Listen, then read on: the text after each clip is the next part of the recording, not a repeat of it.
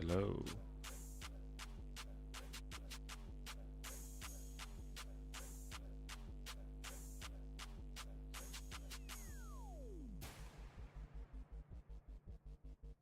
Yo.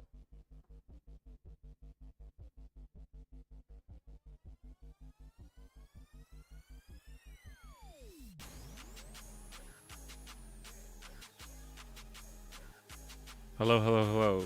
Hello, hello.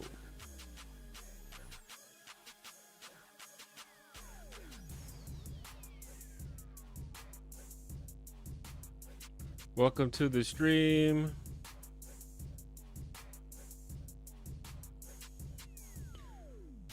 Just chilling.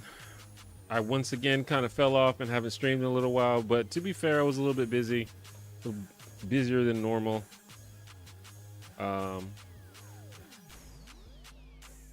But we'll see if we can get back into the groove.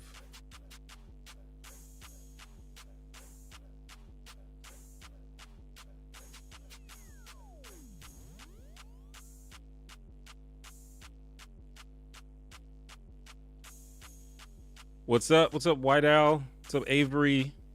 IT1J, are you watching the NFL draft tonight? I will probably keep up with it, but I'm not going to sit and watch it, I don't think. I don't really follow the NFL that closely. But,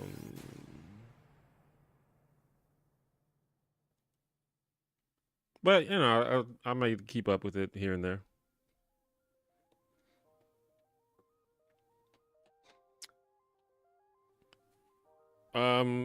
We're just chilling for this stream. Just if you have any questions or anything you'd like to talk about, just hanging out.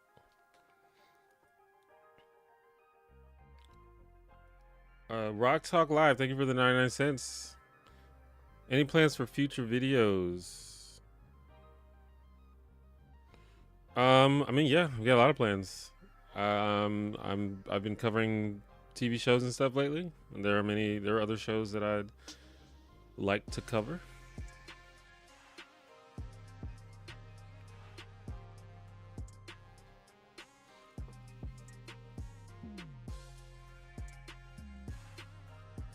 Ali. Hi, I love your content. Glad to be here. Also technically working right now, so I'm even more of a listener. That's cool. Hope work's going okay. Thanks for stopping by.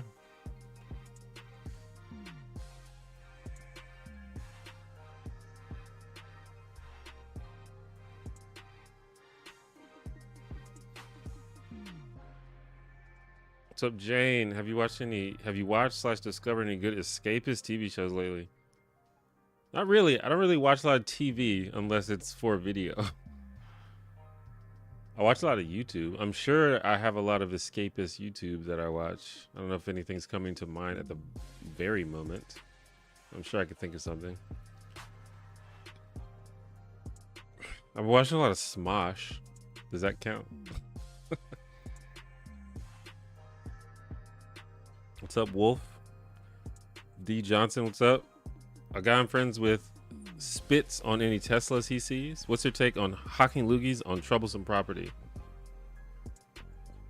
I think that if you want to like show your displeasure with something, you can do that as long as you are prepared to deal with the consequences. Probably most people wouldn't appreciate you spitting on their car, and so they have a right to be upset about that. And if they want to confront you about that, you should be prepared to deal with that, and you should accept that because you've kind of brought it upon yourself. That's the thing. Like, I think a lot of people have this idea that if you are right, that gives you the freedom and license to be an asshole, which I don't think it does. But if you want to be an asshole, just know that there are often consequences for that. In general, I don't advocate being an asshole. I think you should be respectful of other people and other people's property for the most part. Obviously, you can probably come up with exceptions, but if you're gonna do it, you should at least accept the consequences of doing that. Do I like video games?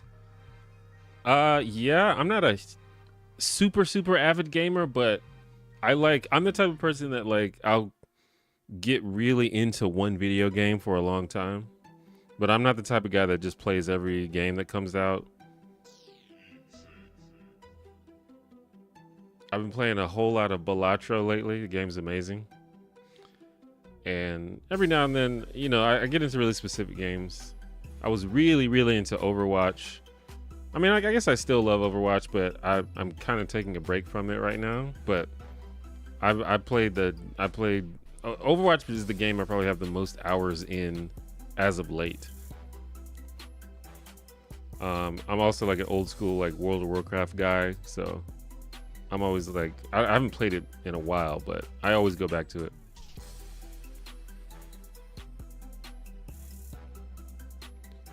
Got a TV show suggestion. A brilliant but canceled show from 98-99 called Cupid stars Jeremy Piven, Paula Marshall, and Jeffrey Sams. I've never seen that one. I have to check it out. Is that a sitcom? Or is that a different type of show? It sounds familiar. I feel like I remember a show called Cupid. I'd love to know what you do once you're done with YouTube. Just curious. Well, I don't know. I hopefully when I'm done with YouTube, I can just retire and just chill on the beach or something. But you know, there's other things that I'd like to do, but I feel like YouTube, if I'm making stuff, YouTube will probably always be a part of it. YouTube is just such a really good platform for sharing work. So what I do on YouTube could change, but I feel like YouTube will always be involved. How to overcome depression. I'm definitely not the expert on that, but I would say if you have like serious clinical debilitating depression, you should talk to a professional such as a therapist or a psychiatrist. That would be the main thing. Talk to your doctor and see if they can get you a meeting or a recommendation on a therapist, or if you have some other way of doing that. Outside of that, if you just have depression that's triggered by certain things, try to identify what triggers it and avoid those triggers. Also, things like getting enough sleep, exercising, avoiding dramatic situations, those type of things can help as well. What kind of music are you into? I'm pretty open-minded about music. I will give anything a chance. There's no like genre music that I just refuse to listen to. The music that I have liked the most is kind of like early 2000s hip hop, and I guess just hip hop in general, but there's like specific kinds of hip hop that I like. I also really like sort of like indie pop music, and I like a lot of classic rock music.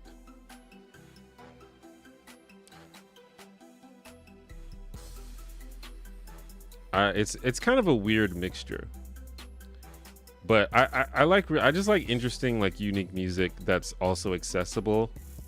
That's what I always say when I ask people to describe, or when people ask me to describe my music taste, I always say I like stuff that's accessible but also a little weird.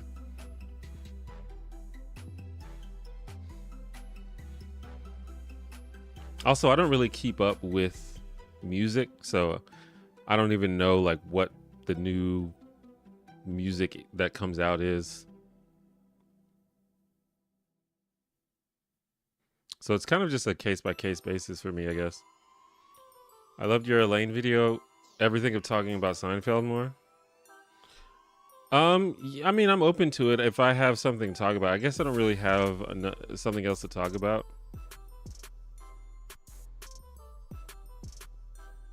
But yeah, if I come up with something, I'm happy to. That video, a lot of people seem to like that video, so I'd be happy to talk about it again.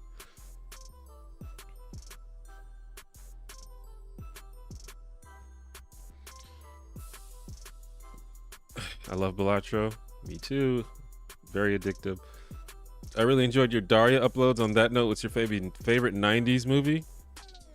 My favorite 90s movie is probably Terminator 2.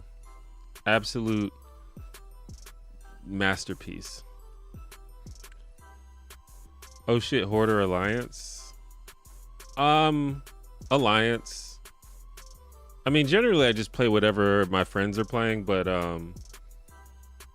I always pick Alliance because I just think they look cooler. And I think like the armor and stuff on the game looks cooler on humans and elves. Horde of course has blood elves, which are cool. But I don't know, I don't know. I don't want to be like a big cow person or a zombie. I want to be like a cool, strong warrior that I can sort of identify myself with. So I almost always play humans in World of Warcraft. Occasionally I'll pick like a blood elf or a night elf.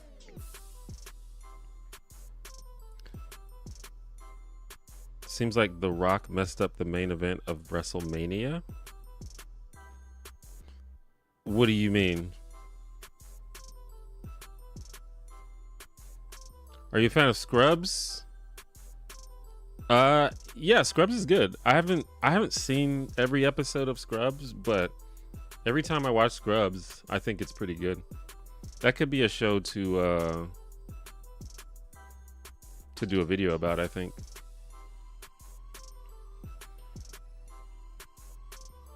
If World of Warcraft didn't require a subscription, I don't think I would stop playing. Yeah, I would definitely play it a lot more. I'd probably hop on, once or twice a week if it didn't have a subscription. But yeah, every now and then, I'll always come back to WoW. I don't know, it's just something about that game. It just feels very, very comfortable for me. But after a while, you realize that you're not playing and you're just giving them money and you're not playing enough, and then you cancel. I've been tapped into politics since I was a sophomore in high school. I'm 23 now. How would you recommend educating myself further about politics without college resources available? Well, I don't know. I've been tapped out of politics lately. So, I mean, I'm not really tapped out, but I definitely don't go as hard as I used to in terms of, making sure that I'm always informed. But I think probably a good thing to do is just figure out a certain aspect of politics that you're interested in, and then just search for resources on that topic. Like when I was into politics, the thing that I focused mostly on was racial politics. And so I read a lot of articles about that. I read books, I read studies, and if you just narrow it down to one thing at a time, it's a lot easier to find things that you're looking for. Also just read the news and stuff.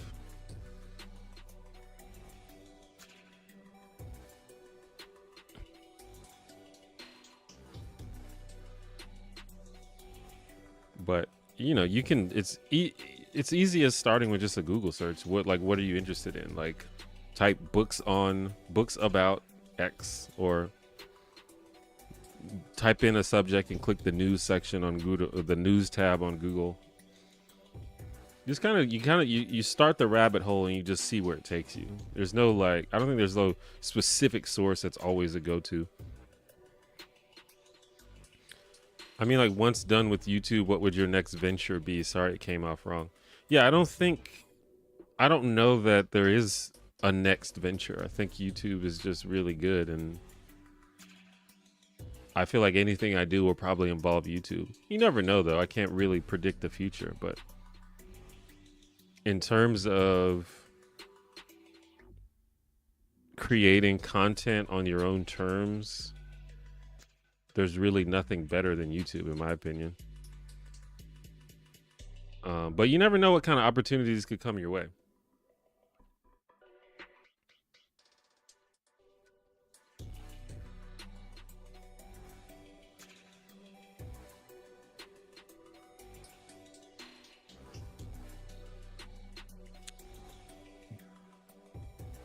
Do you know about Nirvana, the band, the show?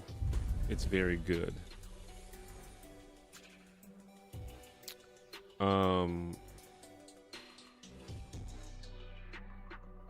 No, I don't think so. I know Nirvana, the band. What I don't know what Nirvana, the band, the show is.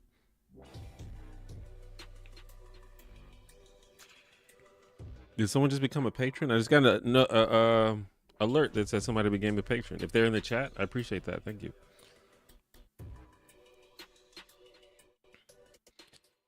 Do you watch the TV show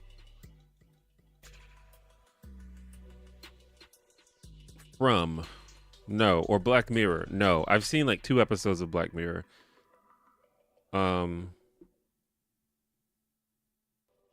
If so, curious your thoughts about either's most recent season. I definitely haven't seen the most recent season of either of those though.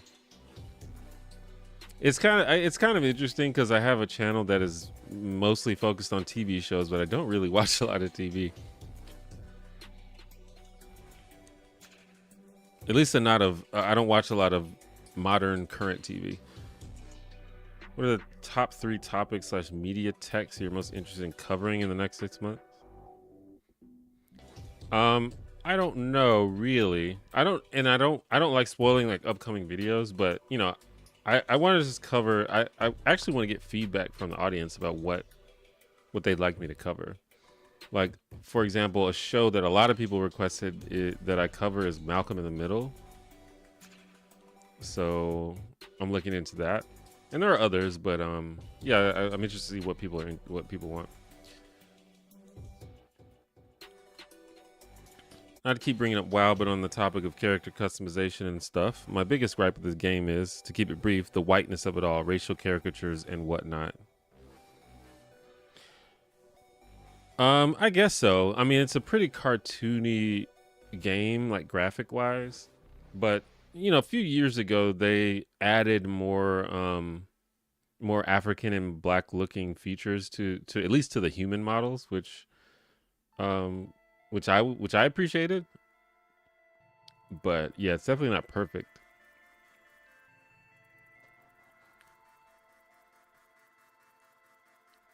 Was Jodie part of that thing in the 90s and 80s where you'd have black character to be rich to like subvert expectations? I mean, maybe a little bit. The thing about Daria is most of the characters in that show are rich, so if they put a black character in the show, it makes sense for them to be rich because they live in the neighborhood and it's kind of like a wealthy neighborhood. But I do think that the fact that Jodie is maybe like the most reasonable character on the show was probably meant to subvert expectations. And also I think there was a thing that they did like in the 90s, when shows like wanted to be more progressive, they would make the black character like really smart or like really morally upright, just to like protect themselves against accusations of stereotyping. So that could be an example of that. Mr. Morgan Farts, good afternoon. What's up? How much can you bench? Not a lot.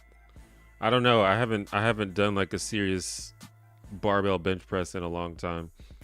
I do like dumbbell presses. But you know, I have like 40-pound dumbbells and I just do some reps of that, reps and sets. I haven't tried a max bench in like probably like over 10 years or something.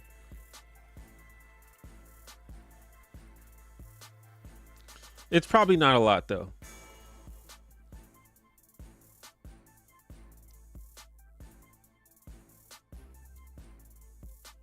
Don't know if it was asked already. A while ago, there was rumblings of you doing a tabletop related activity. Any update on this?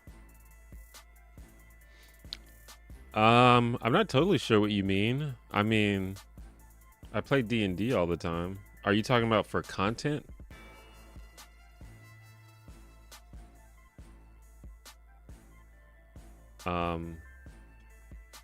I don't remember implying that I was going to do any tabletop related content, but I would like to if that opportunity arises itself. I mean, I've participated in other stuff like charity streams and stuff. Like I played well, it wasn't a charity stream, I guess, but I played D&D with Matt Colville and MCDM folks. But yeah, I don't really have any tabletop related content.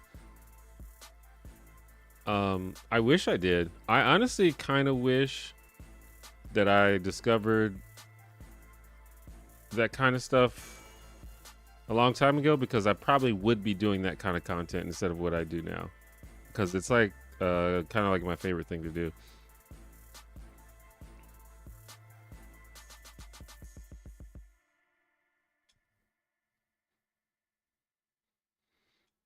I'm trying to see if, because someone asked me how much I bench, and I wonder if that is because they can tell that there's a bench there, because there is a bench there, but I didn't think that you could see it. You can kind of see it.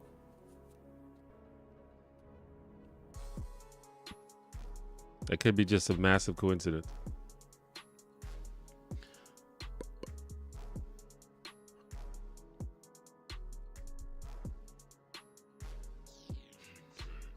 Like the Banks Family and the Cosby Show. Yeah, I think especially in the 90s, there was a desire to show wealthy black people on TV. So that could be part of it. Yeah, I don't know.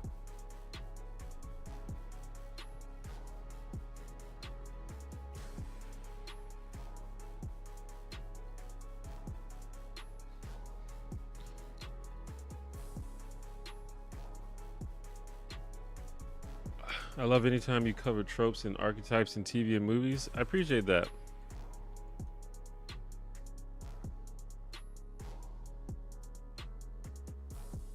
Sorry if it's been asked, but your thoughts on Sinners? Should I see it even if I'm a baby when it comes to horror? I don't know. I haven't seen it. I don't know anything about it.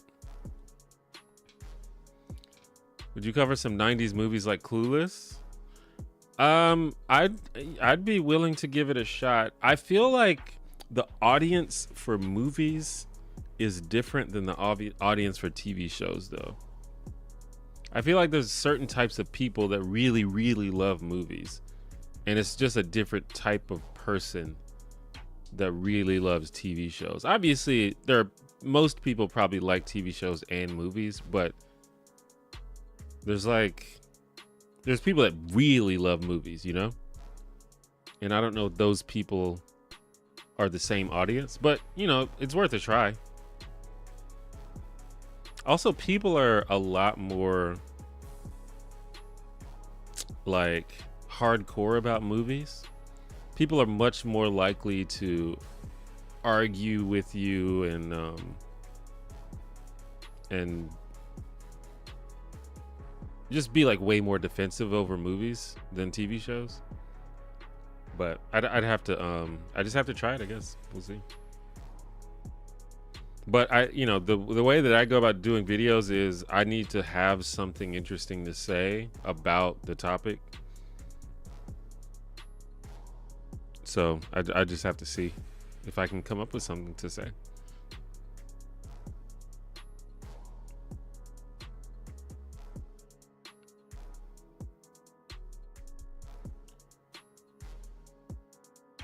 Jack be quick. KT with Jay, good to see you. Good to see you. Do you have any favorite animated shows or films? Yeah. Animated shows or films? Well, I love Daria, which so I just did 2 videos about Daria, and I really wasn't that huge of a fan until I just rewatched it, and it's like quickly become, I think it's like a genius show.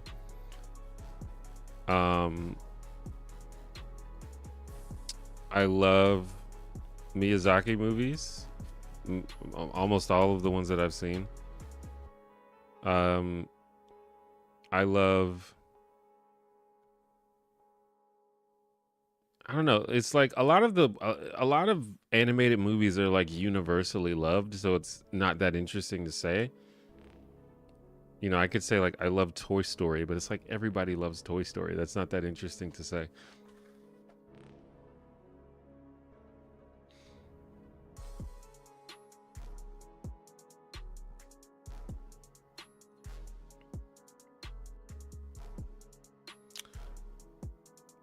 Mix Smugger, thank you for the $2. T1J, I'm happy you're still kicking it. The OG. For sure. I appreciate that. I guess I could be considered a bit of an OG here. I don't even think a lot of people who watch my videos know how long I've been making videos.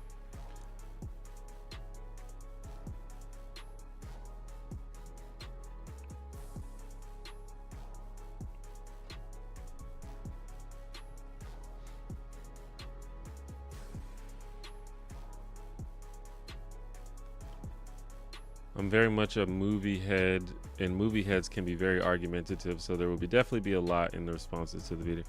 Yeah, I mean, I've done a few videos about movies, probably not recently, but I've done it before, and there's a noticeable difference in the level of argumentation on videos about movies compared to videos about TV shows.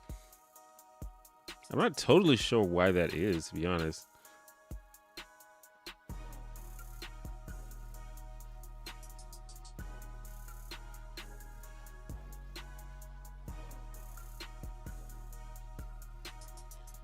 JMB, how you doing? What's up? Good to see you again.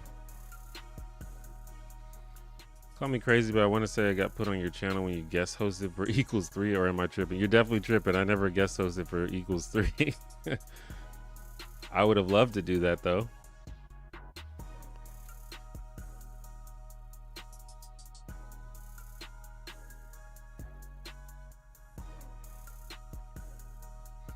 I know you've mentioned in videos in the past, but I haven't been subscribed for long. How long have you been doing YouTube?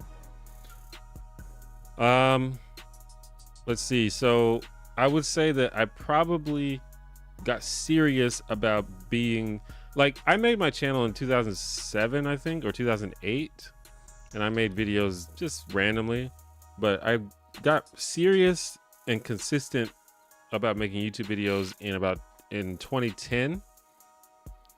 And probably my first big break, or my first like really popular video, was maybe 2012. And then my channel kind of really took off in 2013 and 2014. And then I had another sort of resurgence in sort of my political era, which was like 2017 to 2020.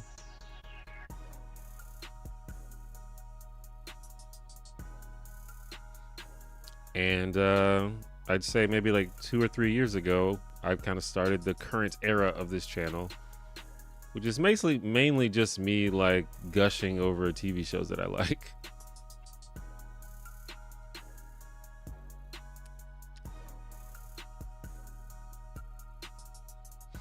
Arguments are good for engagement. Yeah, they can be. I'm at a point where I'm more concerned about what's good for my sanity than what's good for engagement, which is probably why I'm not a bigger YouTuber, because I kind of focus on what makes me feel good more than what's gonna get the most maximum views, I guess.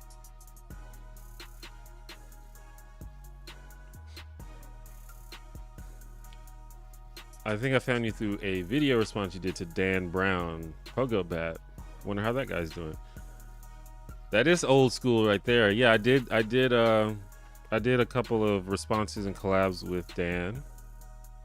Dan uploaded a video on his channel not too long ago, maybe several months ago. But I think generally he would be considered retired from YouTube. It's pretty wild. Dan Brown was like once like one of the absolute biggest YouTube stars. So it's interesting to think about. You know, people come and go.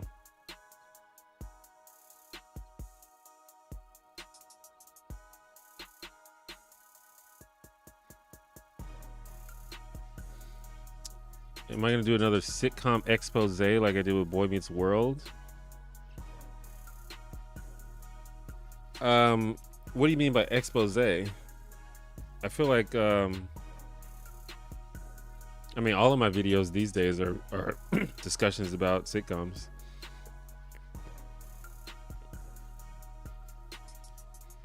Unless you were specifically talking about the video where I criticized the Boy Meets World finale, which, you know, if I come up with something like that, I'm happy to do it. I've ever collaborated with FD Signifier. I have actually. I've appeared in a couple of his videos. A lot of people genuinely still cannot tell us apart, which is a little sad.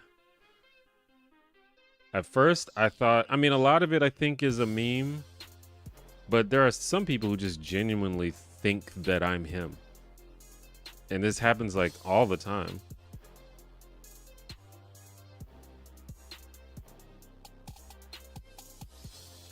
Keep doing what you're doing. I appreciate your style and insight. I appreciate that. Thank you.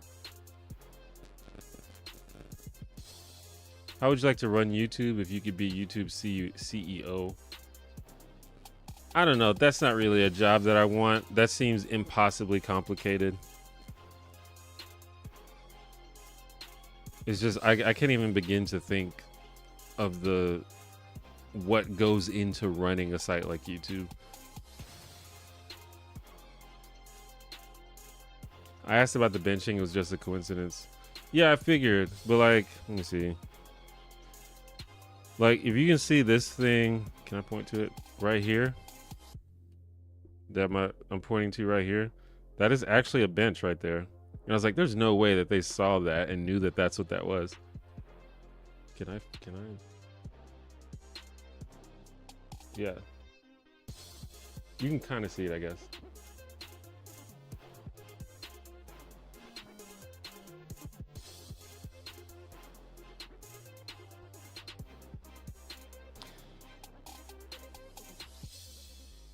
I'm glad you pivoted your content to things you enjoy rather than what will get engagement. I'd much rather see a labor of love than work to burn out. Yeah, I mean, ultimately, I am happy with that. Even when I was doing political content, I was starting to get burned out and starting to make content that I didn't really, you know, wasn't really super inspired by or engaged with. I was just kind of doing it because I felt like that's what people wanted. But I still would like people to watch my stuff, you know, and I still want the channel to grow.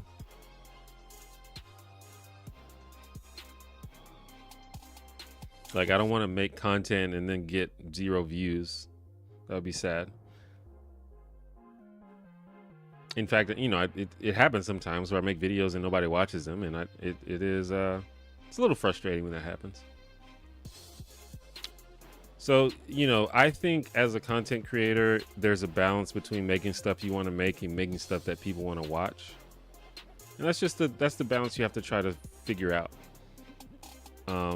Because, you know, a lot of times people ask for advice about like how, you know, why isn't my channel doing well and why can't I get views? And a lot of times just like, because you make stuff that nobody wants to watch. And sometimes you just have to come to terms with that. Or be content with, you know, having a small audience for that particularly likes the thing that you like.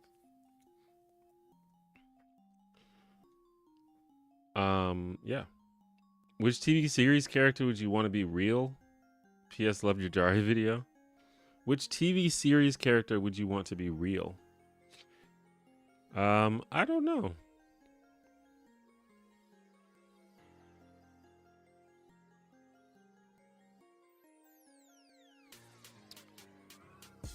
You know, there's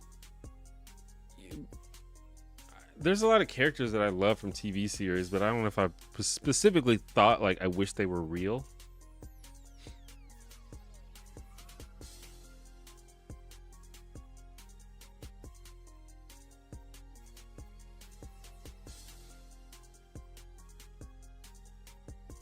I'm trying to think of an example. I can't really think of anything. Especially because I watch a lot of sitcoms, and sitcoms are kind of known for having really over the top, unrealistically bizarre characters, and it's like they don't need to exist. You know, I might be big fans of them, but it's like it's good that this type of person probably doesn't exist.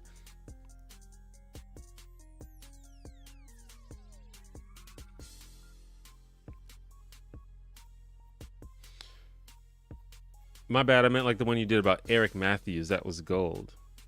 Yeah, well, you're in luck. Like all of my videos are like that. That's kind of the main content that I do now, is where I cover the character arc of a specific character from a TV show. I've done a lot of videos like that. I did one about Elaine from Seinfeld. I did one about Karen from The Office. I did one about Leslie from Parks and Rec. I did one about Daria and her sister Quinn. It's like, that's like all I make now.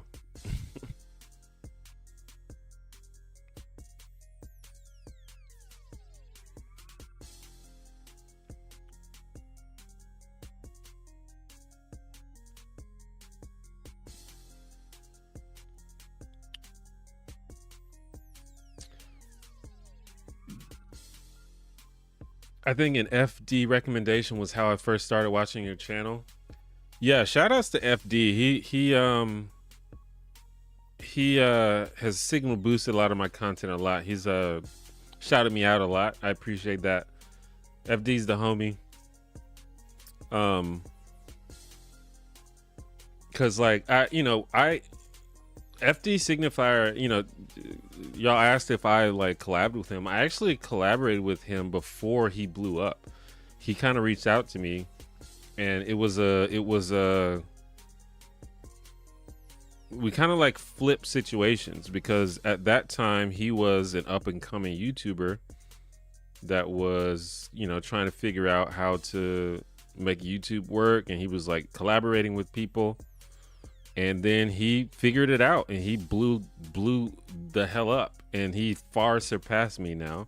I think he just hit 1 million subscribers, which is tight. And so yeah, now it's like a student has become the teacher type of situation. And so now he shouts me out, and that's pretty cool. Does mistaken identity with FD feel like accidental racism, or does it feel like folks being bad with differentiating people in general? It's definitely a microaggression, but I feel like it's just like it's like too exhausting to complain about it. Like I don't want to say it's not a big deal, but it's just, I just can't be worried about something like that. But technically it's definitely a racial microaggression when, people can't differentiate between two completely different black people. It's a little bit of, it's like this sort of unconscious idea of like people being interchangeable almost, especially in our case. Like, if you want to say that we look similar, that's fine. I don't see it, but I often don't see it when people say that I look like someone. Like, a comment that I get all the time is that I look like Dwayne Wade, the basketball player. I don't see that at all, but I get that comment so often that it's hard for me to like just outright dismiss it. But beyond that, it's like we don't talk the same, our videos aren't the same, we don't make the same kind of content. So it's just like a level of these people, at least the way I see it, is like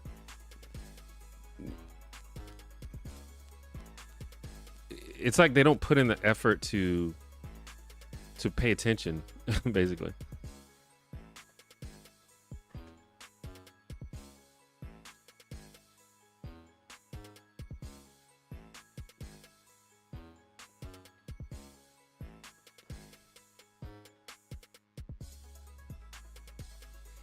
And this, obviously, I'm not accusing anyone of like being overtly hateful or anything, but that's just, you know, it's just part of being a human is having these sort of internal sort of biases and cognitive things. And it's kind of up to us to put in the effort to overcome them, I think. Tank damage or support in World of Warcraft, I definitely play damage. I play Fury Warrior almost 100% of the time. It's just the most fun for me.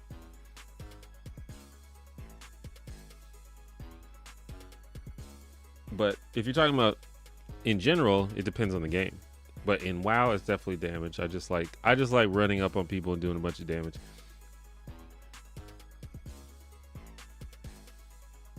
The Bernie Mac one was amazing. Also, one of the most underrated sitcoms ever. I appreciate that. Yeah, I think that video came out really well. That's a great example of what I was talking about before, where that's a show that's underrated and not that popular these days, and as a result, that video did not get that many views. I mean, it got some views, but not. It performed below average, and so there's a situation where I have to think, like, do I make videos like that if no one's gonna watch them? Because I think the video is good, and I think it's worth being made, because that was a great show, and I think it's an underrated show. But if it's like,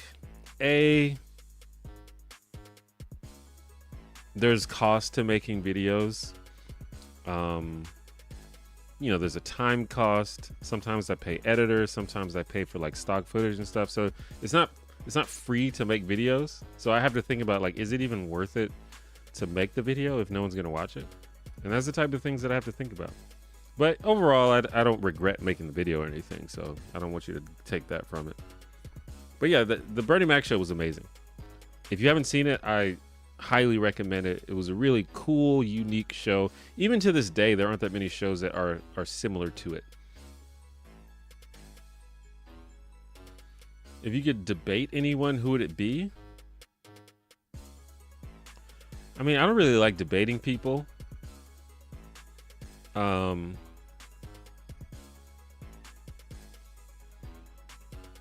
I mean, there are people that I'd be interested in having a private conversation with, I guess, but I'm not super into debate. Or at least definitely not public debate. I think public debate is kind of silly. Well, not silly, but it's a skill that I don't have, nor do I desire to have it, nor do I, you know, think it would be good if I had it. But in terms of just like a private discussion, I'm happy to do that with anyone, if it's, as long as people are being respectful.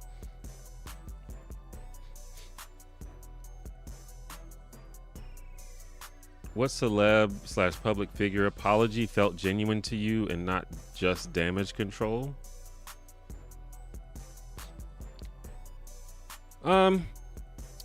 You know, I hesitate to answer because I don't like trying to read people's minds.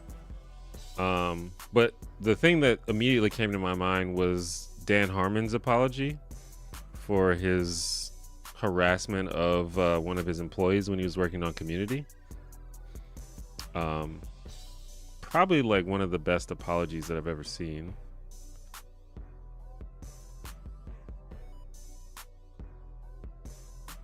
and he was forgiven by that person because of how genuine of an apology it was.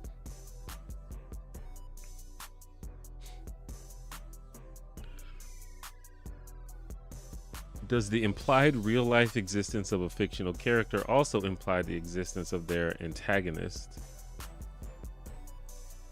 Because if so, Invincible needs to stay his ass fictional. Yeah, I mean, that's a good point. Yeah, especially if you're talking about Invincible. Man, that's a scary situation to be in. I'd love to hear you talk about your passion. Why do you love what you do? Are you talking about YouTube specifically? I love a lot of things, but YouTube, I love YouTube because it's a amazing creative outlet. It's an opportunity for me to make a living being creative, which I think is cool.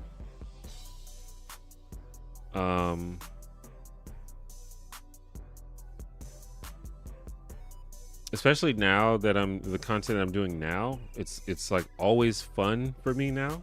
Like when I was doing political content, it wasn't always fun. In fact, in the latter years of it, it was rarely fun. But now it's like fun. I like actually enjoy sitting down and writing and coming up with ideas, and I get to like watch TV as part of my job, which is pretty cool. But yeah, I just like being creative, and I like having an outlet for that, and I like interacting with the audience and things like that. I think the internet can be like a really like shitty place sometimes, and but I like just having sort of my own corner of the internet where I get to sort of control it and do it the way that I want to do it. Did I watch Degrassi? I did not. A lot of my friends talked about Degrassi all the time, and I never watched it. Do you like any British sitcoms / comedy TV shows? I like Peep Show. I don't really keep up with British sitcoms. I should watch more British sitcoms. I did back in the day. I watched the IT Crowd, and that was really good. But that's probably the only British sitcom that I've seen more than a couple of episodes of. I do like British panel shows though. And I love Taskmaster, which I guess is a comedy TV show. I think Taskmaster is like one of the greatest shows ever made, but it doesn't seem like that's what you're talking about.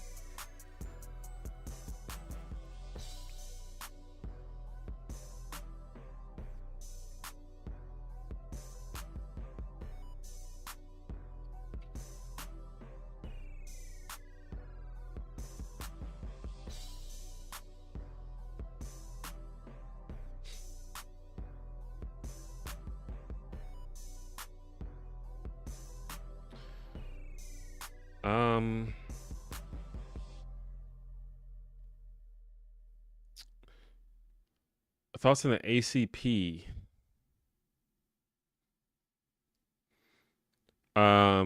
Is that are you talking about?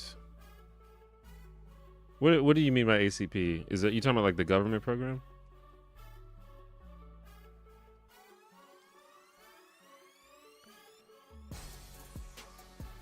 As a chubby, racially ambiguous brown dude with glasses, my recent comparison has been Zach Cherry. I kind of feel it.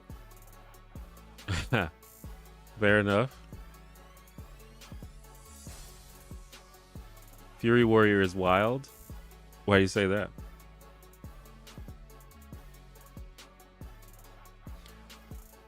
I don't know. That's my favorite spec in the game. It's just so fun. You get to push a lot of buttons. And Warrior is just fun because they have a lot of mobility and they do a lot of damage. It's great. Did you ever make a video about Sabrina the Teenage Witch? I think it's one of the better age shows of the 90s. There's no reason I wouldn't. I just have to rewatch it. And if I'm not mistaken, that show has a lot of episodes, which sometimes discourages me from watching a show if it has too many episodes, but it could be in the pipeline.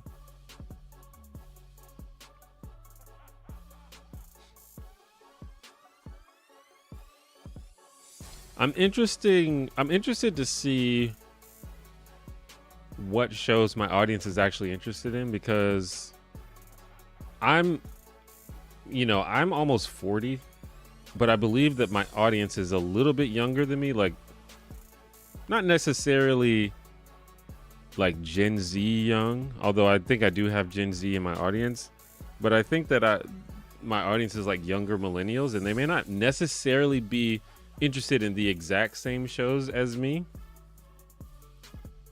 So I do want to get feedback from the audience.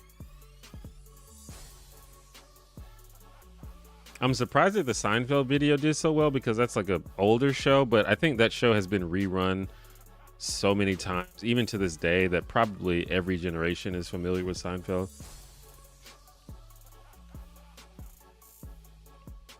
But then I did a video about Friends, for example, and it seems like millennials don't like Friends.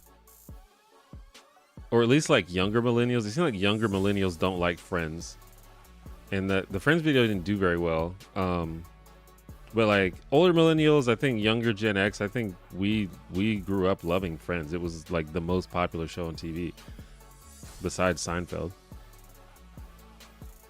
So it depends on the show, I think. Do you think if you kept making vids about things you enjoy, you'll eventually build a steady, strong audience? Yeah, probably, but you know, that could take time.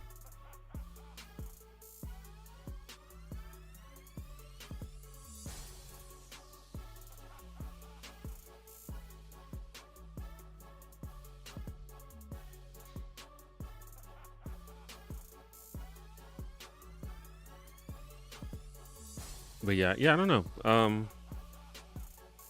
I think yes, it just could take time. But the goal is hopefully to make videos that invite new people to the channel and make them interested in watching some of the other stuff. I kind of picked a tricky niche because I talk about all these TV shows, and just initially people are just only going to click on the shows that they're familiar with or the show that they like, and that, you know, that makes sense. But hopefully eventually I'll have enough people that believe that the videos are usually good and so are willing to click on it even if they aren't as familiar with the show. But we'll see.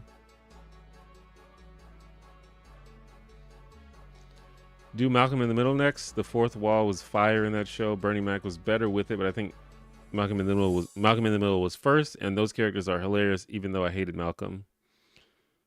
Yeah, Malcolm in the Middle came out a year before Bernie Mac's show. I think Bernie Mac's show was clearly inspired by Malcolm in the Middle in some ways, but I would say the two shows are pretty different. But yeah, that sort of single camera breaking the fourth wall thing, those two shows were kind of the ones doing it at the time. Favorite NFL, NBA, MLB teams go? I'm a NorCal fan, so you could most likely guess mine. Okay, so for one, MLB, I don't watch baseball at all. So I cannot answer that. I don't have a baseball team. I don't really watch much NFL either, but I grew up a Green Bay Packers fan just because I liked Brett Favre as a kid. So when people ask me what my NFL team is, I just say the Packers. And that's also who I always played in like Madden and stuff. NBA, I'm a Lakers fan, and that's just because of Shaq and Kobe, mostly Shaq though.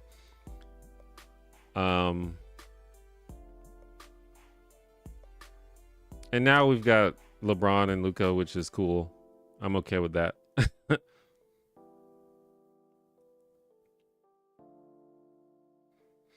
So I live in Alabama, so we don't have a local pro, or we don't have a local NFL or NBA team. So we just kind of pick the ones that we like based on the players that we like. And I think my favorite NBA player of all time was Shaq. I was a big Kobe fan too, but mostly Shaq. Shaq was just so dominant. And so, when I liked him when he was on the Magic, and then he went to the Lakers, and became a huge fan then. But I don't know anything about baseball. My IT husband got me into the IT crowd. It's hilarious. Yeah, it's really funny.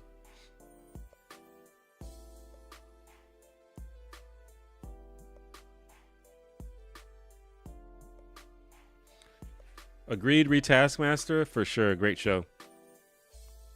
Also, the international versions of Taskmaster are also good for the most part.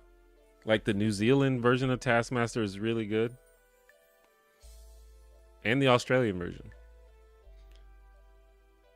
Fresh Prince and Bel Air or Cosby Show, which one do you love most? So I've said this before, but I think the Cosby Show is my favorite show of all time, which is a little awkward these days for obvious reasons. But all things being equal, in a vacuum, I think the Cosby Show is the best show ever made.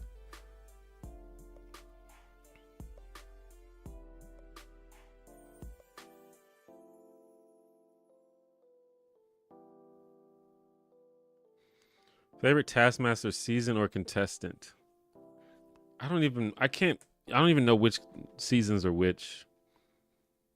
And I honestly don't remember a lot of the people's names because I'm not super familiar with like non-American comedians. I can hold on. The one with Victoria Coren Mitchell, that was a good season.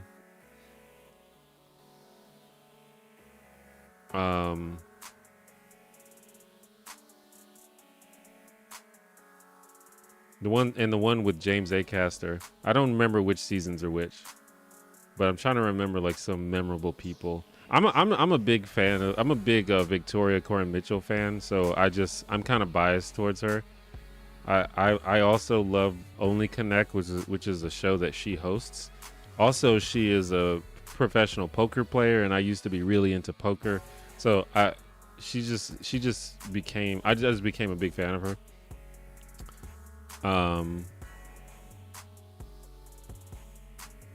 But yeah, there's a lot of seasons. It's hard to think of who's who.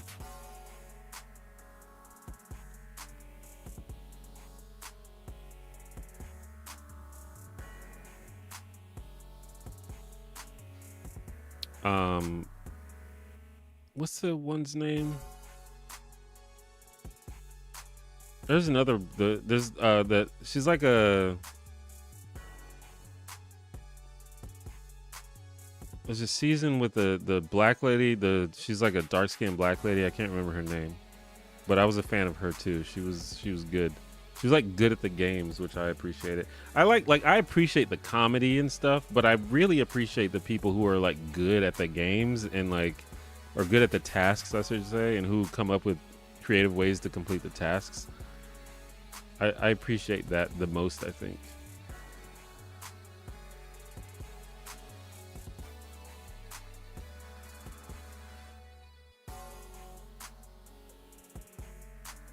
I started watching when I was in high school, and now I'm in my late 20s, so my childhood revolves around mid-2000s TV and movies. Seinfeld is something I'm interested in starting. Friends is mid. Yeah, see, I think younger people don't like Friends. Yeah, I believe the mid-2000s, like maybe late 90s at most, in early to mid-2000s. I think that's the era that people in my audience are probably the most interested in.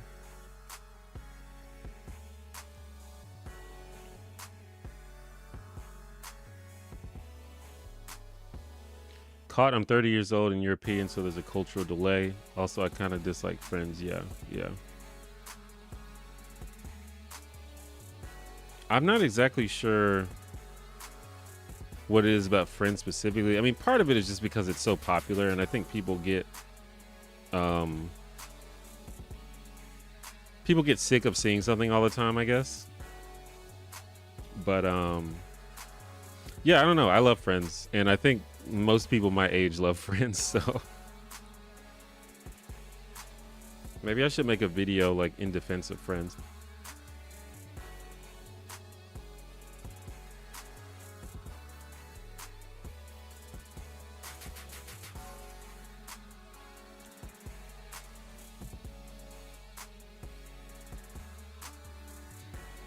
But I also think a lot of younger people just don't like multi-camera sitcoms in general. And Friends was like the quintessential multi-camera sitcom of the 90s.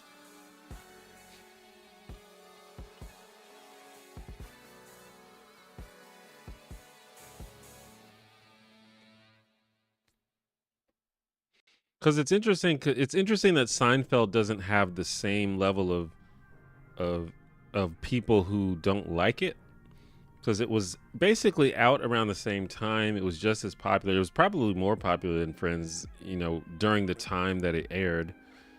I think because Seinfeld is,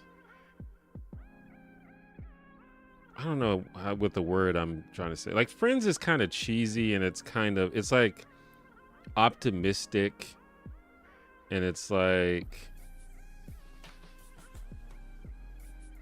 I don't know, something related to that. Seinfeld is just kind of like, Seinfeld just didn't give a fuck, you know. I think people sort of appreciated how irreverent Seinfeld is compared to Friends, which is ultimately about a bunch of friends who love each other, which I think younger people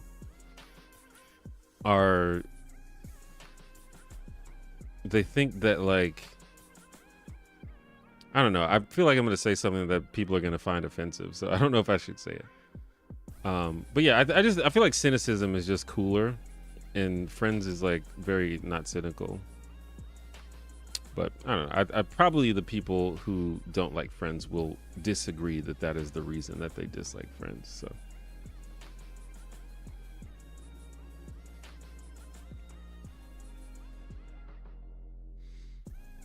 A lot of love for Victoria in the chat. I feel that. Yeah, David Mitchell is pretty funny too. Yeah, the episode where she learns to ride a bike.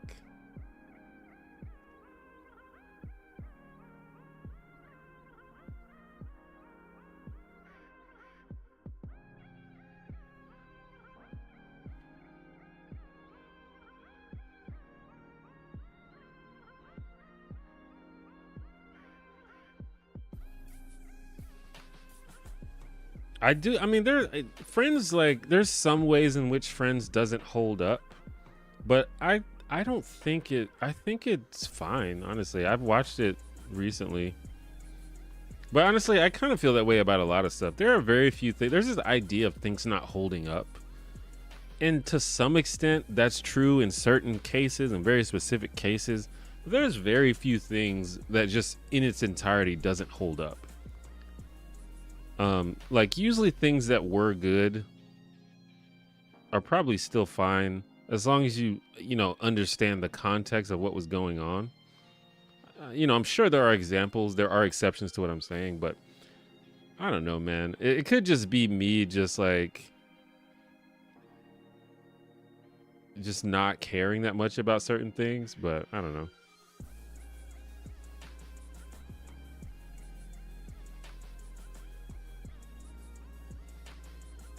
You just took the words out of my mouth. Yeah.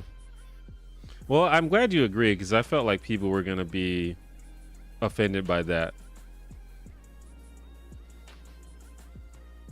I feel like being genuine is not that cool. It's seen as kind of cringe, especially with younger people.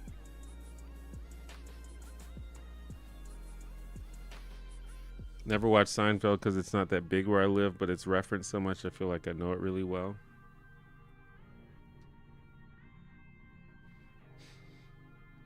Yeah, it's a popular show. Like I said, Seinfeld was the, like, people who were not, you know, aware of society at that time You need to understand Seinfeld and Friends, but especially Seinfeld. That show was a phenomenon.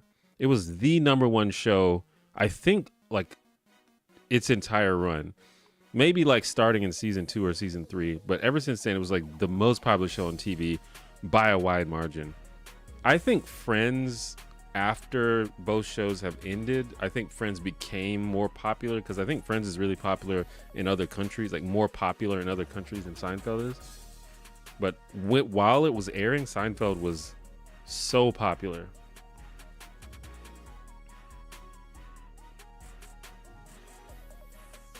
I would say ultimately Curb is better than Seinfeld. I think that's a fair opinion.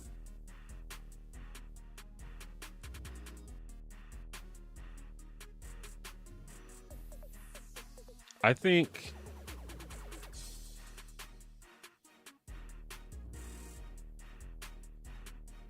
I think I probably agree with that. Curb Your Enthusiasm, I think I think Curb Your Enthusiasm is almost a spiritual successor to Seinfeld in a lot of ways. And I think it does a lot of things better than Seinfeld does. Like, Seinfeld to me was just a show that was just designed to make people laugh, and that's pretty much it. They didn't really care that much about story structure or, closing plot holes. They just wanted to make people laugh. I think Curb is a little bit better at telling stories, and I think Curb is kind of more actually about something than Seinfeld is.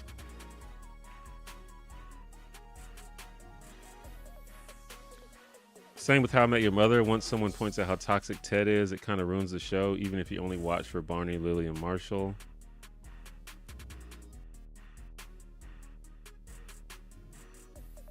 Yeah, I haven't watched too much How I Met Your Mother, actually. I watched the first season, and that's about it. That's another show I should keep up with.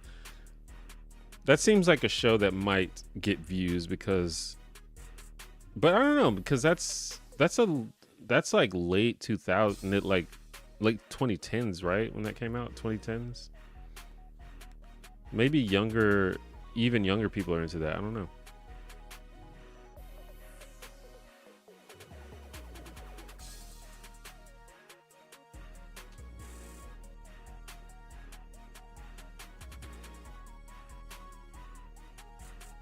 I think Seinfeld's a bit dated, whereas Friends can still reach younger audiences because it ended in the early 2000s.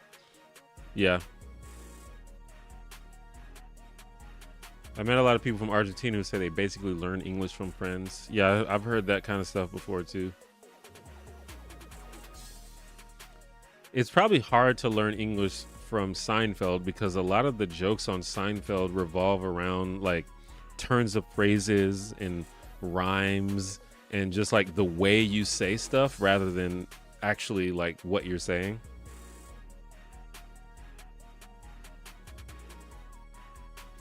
What do you think of Veep? I think Veep is a great show. I haven't seen every episode of Veep either, but Veep is also very good.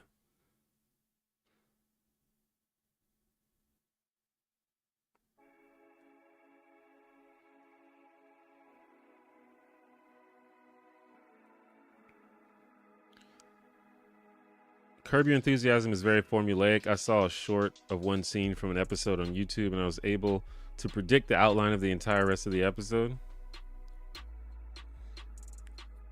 Yeah, I mean, maybe. I feel like you can say that about most TV shows, especially comedy shows.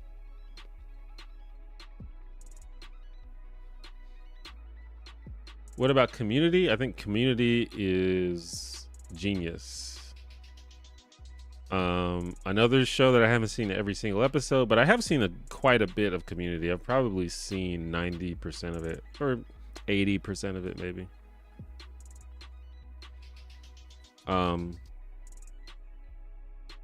It definitely varies in quality depending on what season you're watching, but the best seasons and episodes of Community are among the best comedy television ever made, in my opinion.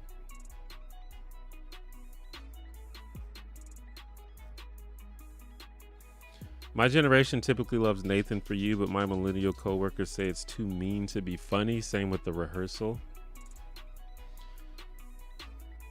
Is it mean? I don't know if I ever thought of it as mean, but I do, at least for me, this is just me though. I think Nathan, for you, I've never seen the rehearsal actually, but Nathan for you is like just too cringy for me. I just cannot stomach it. It's like, I'm just like shuddering the whole time. That doesn't necessarily mean it's bad, but it's not my jam at all. But I do think that sort of thing is, I think younger people can stomach that kind of thing more than older people can. How I Met Your Mother started in 05. Oh shit, I'm off. I didn't know it was that. Really? 05? I didn't even realize that.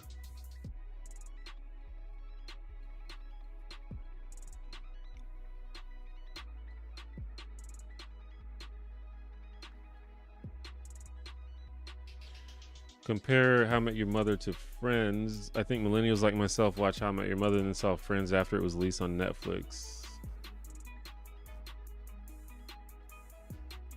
I have a sitcom question. Feel free to ask it. What's in my fridge? Some leftover wings and some root beer and some salads. Some other stuff probably. I think there's some almond milk in there.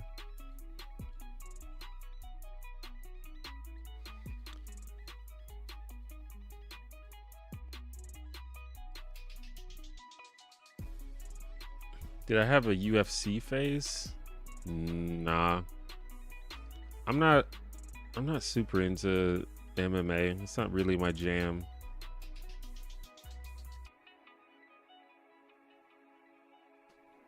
I would watch boxing over MMA. I'm not totally sure why. I think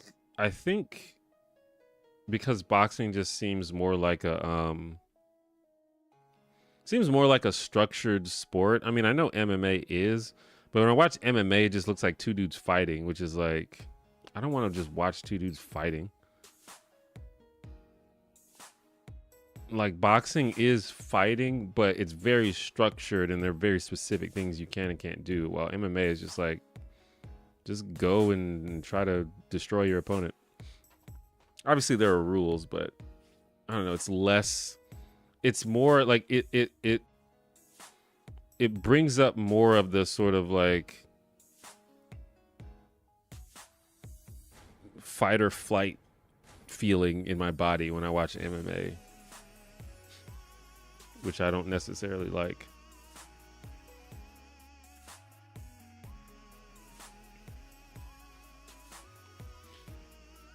Rewatching Seinfeld, Elaine and Kramer sort of carried the show relative to Jerry. I mean, Jerry, and I think Jerry Seinfeld would admit this, he was definitely the worst actor on that show. But at that time, Jerry Seinfeld was just very popular. So I think people just liked seeing him because he was just a popular comedian.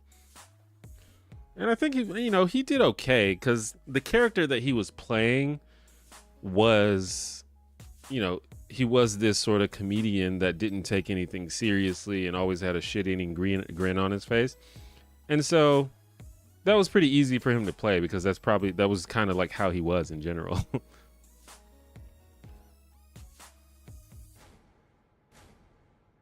What's your favorite color? My favorite colors are orange and purple.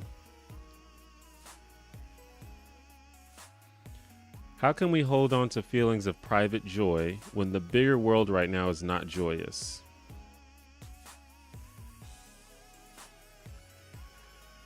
Well, I think one of the secrets to being alive is not relying on external sources for your happiness. I think that's just a recipe for disaster in general, whether or not the world is quote unquote joyous or not.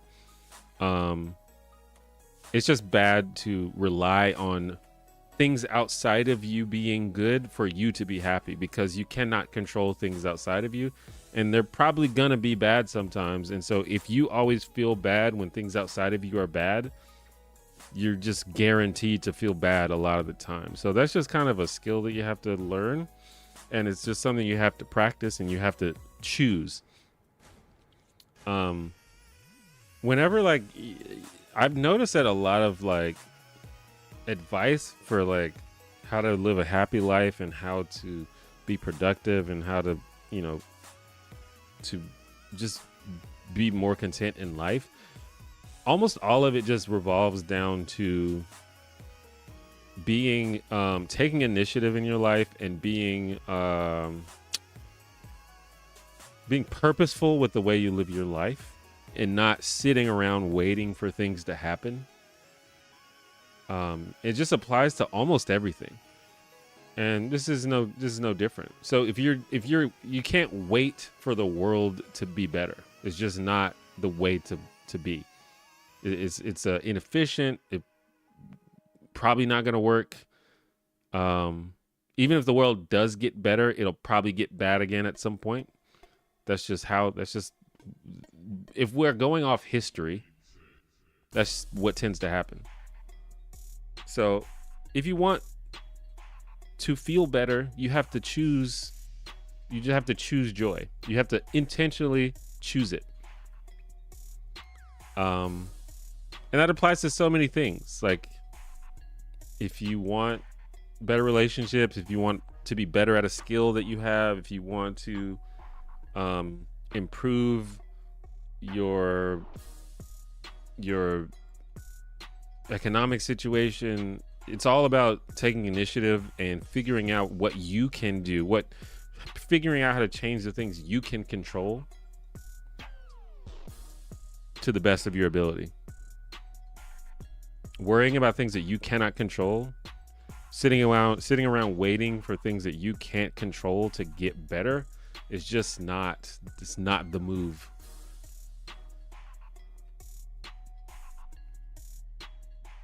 Thoughts on Frasier? Frasier's also a good show.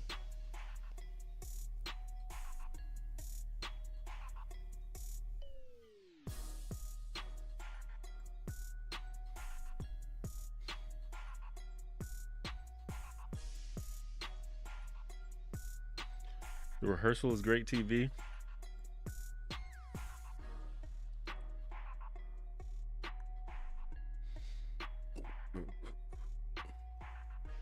My Friends Are the Real Downers. I know that feeling, honestly. I have some acquaintances that are very like doomerist or very cynical, and you know, sometimes you got to limit your interactions with people if they're bringing you down. Obviously, that's not always possible, but you know, like I said, you have to try to fix the things that you can fix.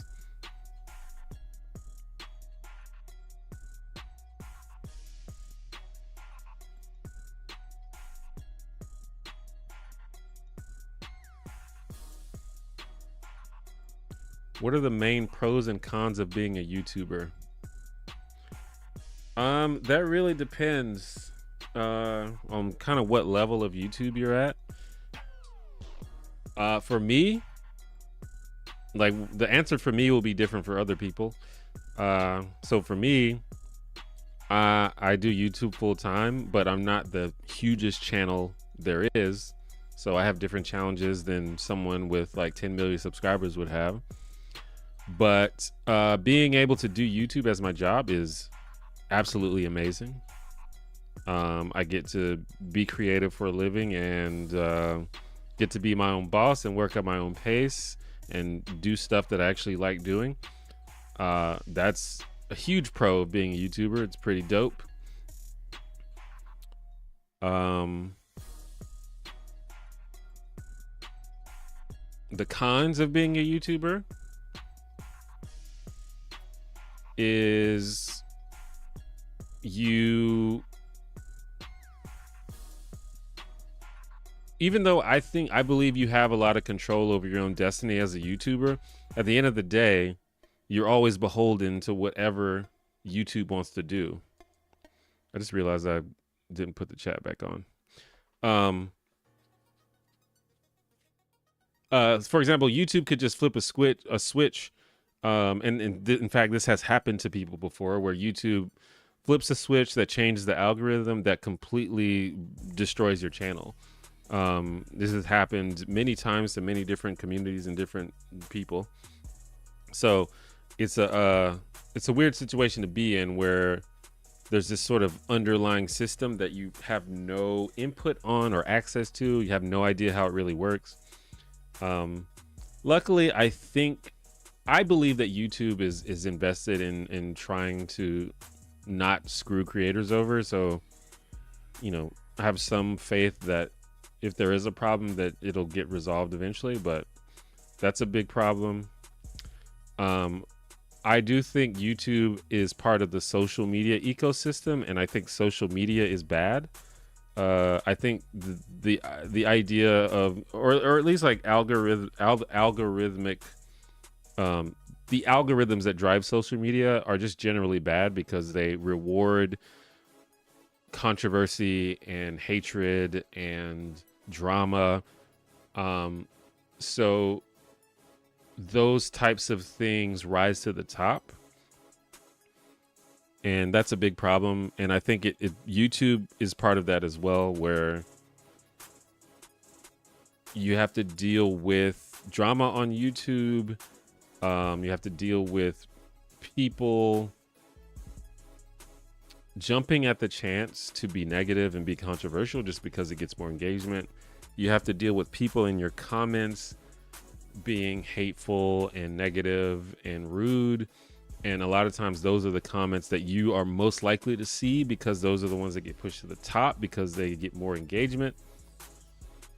So that's a big problem.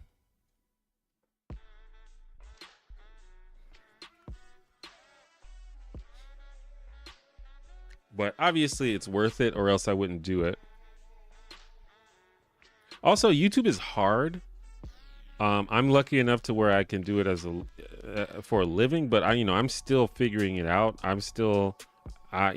have issues sometimes figuring out what videos are going to get people excited, and it's hard. I think a lot of people may not understand how hard it is. It's like very hard. It's a dream job, but it's real hard to do well.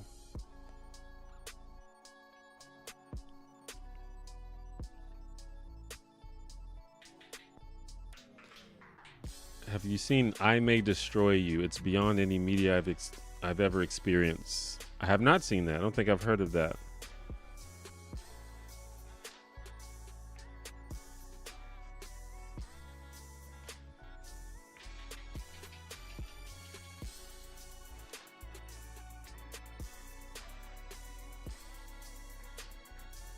Being happy is not necessarily my top priority, but if you're like me, you have to know where the limit is, because being miserable will make achieving any other goal impossible eventually. Yeah. I mean, being miserable is not a good place to be. But I think some people like being miserable, or like, yeah, I think some people like being miserable, and they want other people to be miserable because they're miserable. And I think a lot of people have just sort of given up and just have no self-determination or hope in themselves or in the future. And so they just kind of wallow in misery.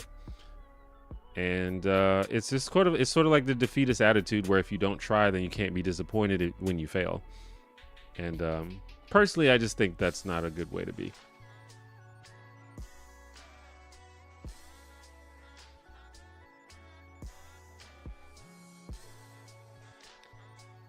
Do you remember when stuff came in your feed based solely on the latest post from whoever you followed? I miss those days. Yeah, those days are long past us. I will say I've been liking Blue Sky lately, which their algorithm seems to be less interested in promoting the absolute most toxic takes, and also you have a lot more control over which feeds you follow and what you want to see it. So Blue Sky is a step in the right direction, I think, but we'll see how long that lasts.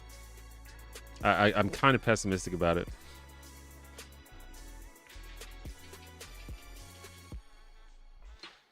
Just want to say thank you. I've been watching your videos for a few years. Thank you for watching.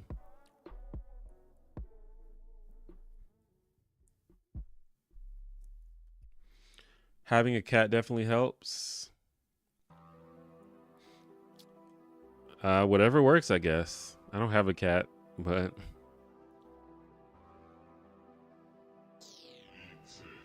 anything that, you know, brings you joy and doesn't harm you, go for it.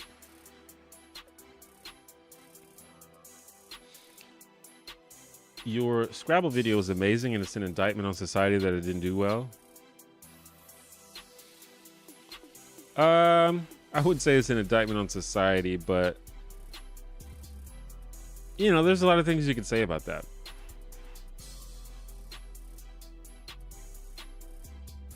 I think that's a hard video to sell, because you know, as bad as it is, you know, no one can experience how good a video is if they don't click on it in the first place. And that's a hard video to get people to click on, I think. Or, you know, I might just be bad at it, you know.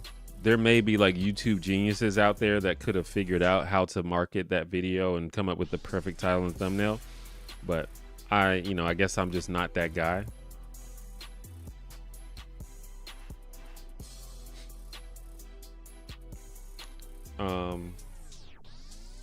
But also, it's just, there's different audiences, man. Like, I made a video, probably not many of you have seen it, but I made a video about boxing, and it's like one of my worst performing videos ever, while also being maybe one of the best videos I think I've ever made. But it's just because my audience is not interested in boxing or sports. For the most part, you know, obviously some of you are interested in sports. I think someone was asking about sports earlier, but mostly my audience isn't interested in sports. So if I release a sports video on this channel, shouldn't expect it to get views. Unfortunately, that's the way it works.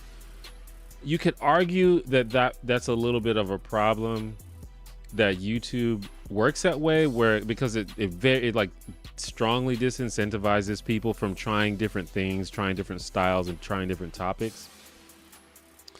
But also, you don't want, you know, if you have a bunch of subscribers that subscribe to your channel because they like a certain type of content, it's a little bit weird to just randomly do completely different type of content. So there's different ways to look at it, you know.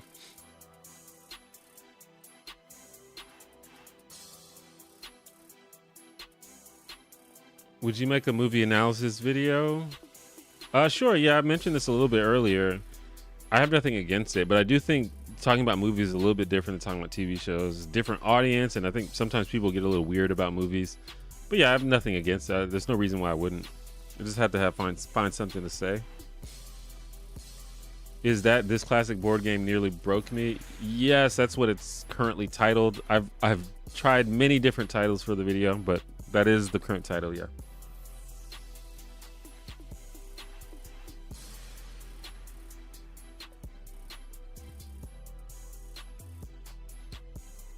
There is a fly in here that keeps fucking with me, and it is annoying. I think we're starting to get to whenever it gets warm, the flies start showing up, and I got to make sure that I'm prepared for that, because if I'm not careful, they can get out of hand.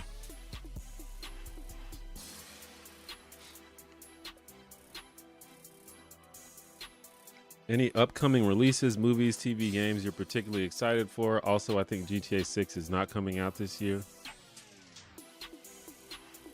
I don't know. I can't really think of anything.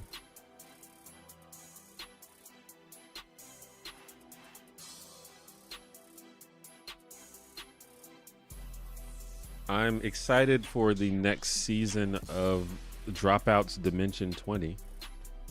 Shout outs to those who follow that.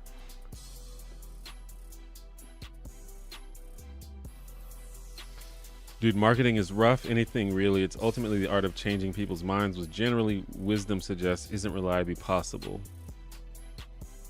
Yeah, I mean, I'm definitely not an expert in marketing. I think I have a decent idea of what makes a good title and thumbnail, which is, that's like kind of the main way you market your video, in a manner of speaking. That's kind of like the billboard for your video. But yeah, some things are just hard to sell.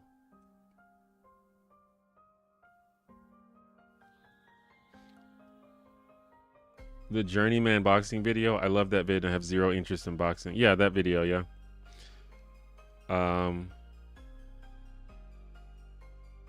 It was a little sad because I put a lot of work into that video, and I think it's great. I truly think it's one of my best videos.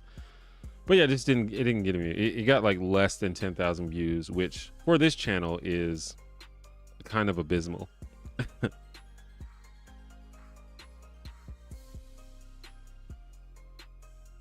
I got you, Uncle. I'm gonna signal boost that video to all 10 of my subscribers. Hey, go for it. You never know. Maybe it could start a chain reaction. But I don't know. I try not to complain. I think it's on me to figure out how this thing works, I didn't, nobody promised me that everything was going to be designed in a way that benefits me, you make it work with what you're given.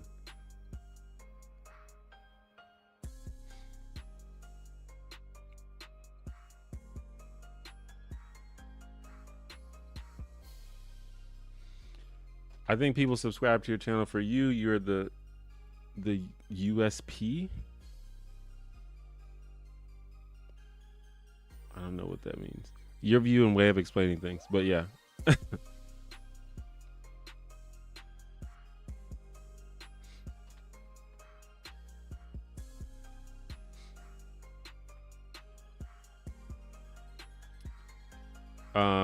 But yeah.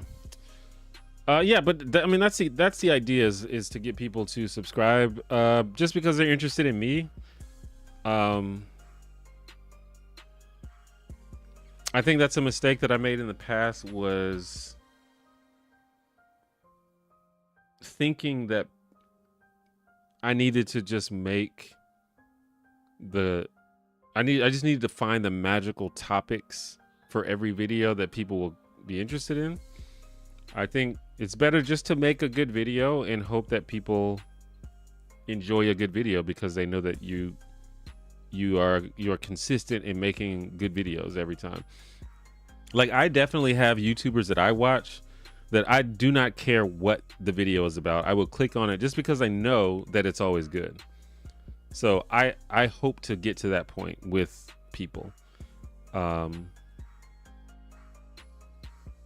I think I have some level of a core audience that will click on most videos, but that core audience is not big enough to where I can just breathe easy and not worry about it. Maybe one day it'll be.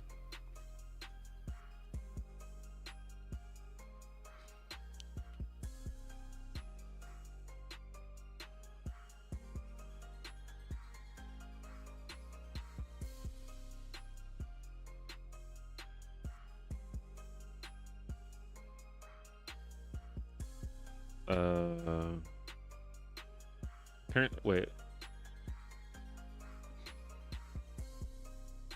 If you could design your own course to teach, what would you share from your vast stores of knowledge? If I could design my own course to teach, well, I wrote a book on how to I wrote a book for beginner YouTubers. That's kind of like a course. I think I don't know that I'm an expert on many things, but I do think it would probably revolve around what I was saying before about not living on autopilot and taking initiative in your life. I think that's basically the secret to life. And that's something that I only recently sort of really internalized. Favorite Janelle Monáe album? Well, I haven't listened to many of her albums in full, but I do know that, what's it called? Dirty Computer. I watched the Dirty Computer. It's like a visual album slash film slash music video thing, and it's like one of the best things I've ever seen. It's so good.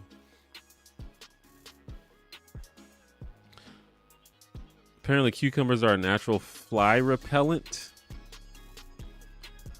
I don't know if that's true. If I had to bet, I would doubt it though. It could be true though. But usually if the flies start getting out of hand, I just set up some vinegar traps and that usually works. But I gotta remember to do it before it gets out of hand. Oh, unique selling point. Okay.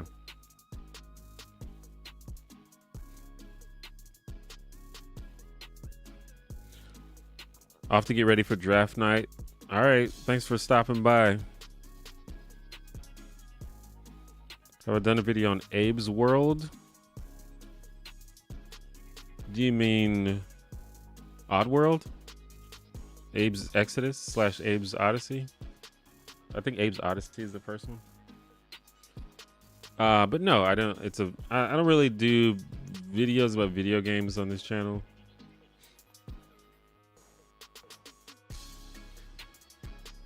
Thank you for your Daria videos. I've enjoyed them a lot. That show's part of my childhood and I've revisited many times along the years. In the last episode with the box tears, immediate tears.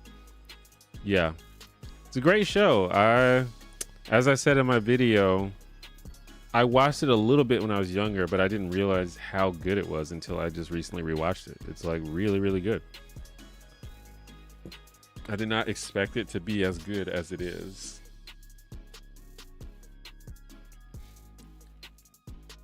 I definitely watch most things you make. I've only been skipping the recent Daria ones because I plan to watch it myself soon. I want to form my own opinions first. That's fair.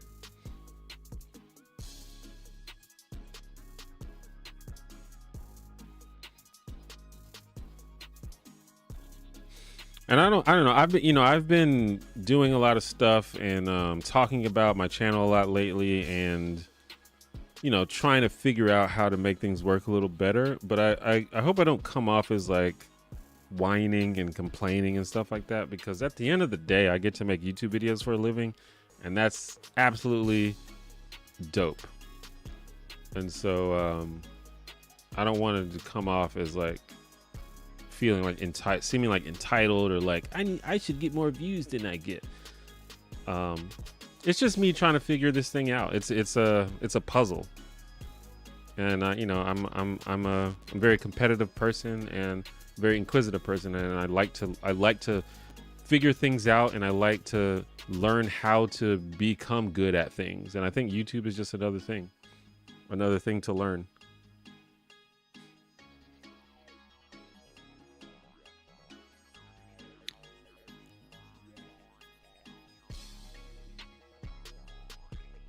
Have you ever tried of getting into a music artist and then end up being, nah, I can't?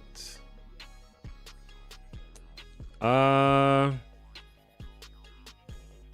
don't know. Not really. I mean, sometimes I'll listen to something just to see if I like it, and then maybe I decide I don't like it. But I can't think of a time where I just like seriously put a lot of effort into getting into something and then just like abandoned it.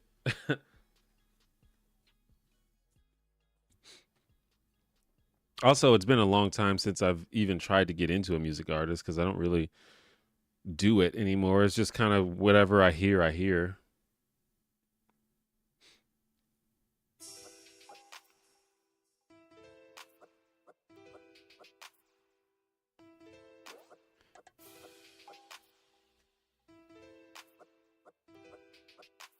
Do you ever think of leaving Alabama? I mean, I've thought of leaving Alabama. I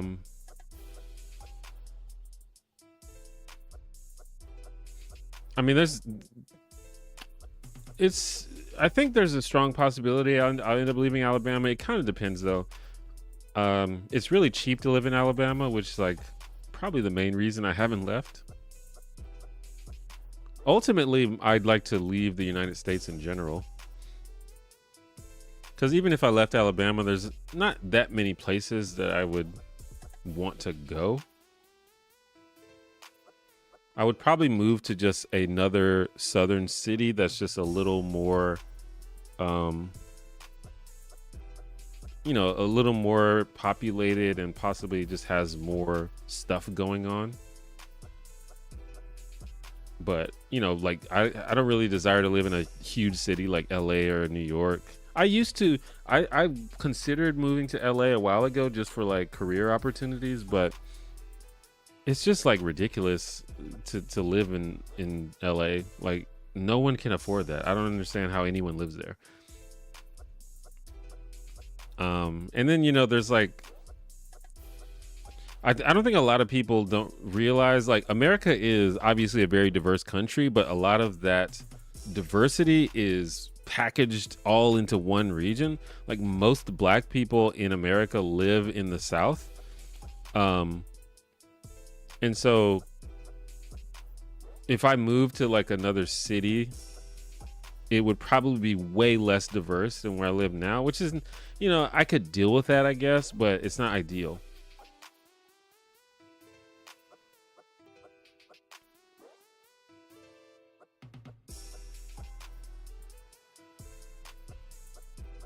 But ultimately, the goal is to leave America. I don't know if or when that will happen, but this country is just out of control.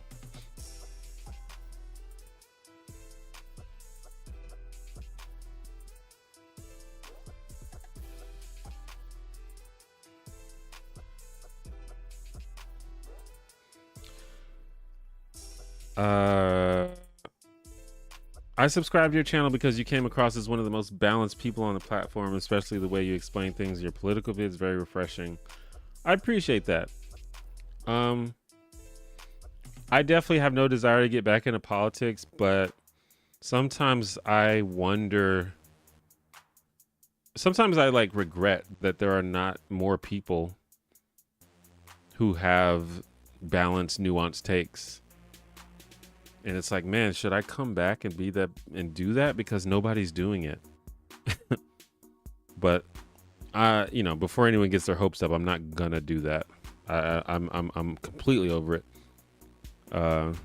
I've mainly come to the conclusion that talking about politics on the internet is mostly a mistake.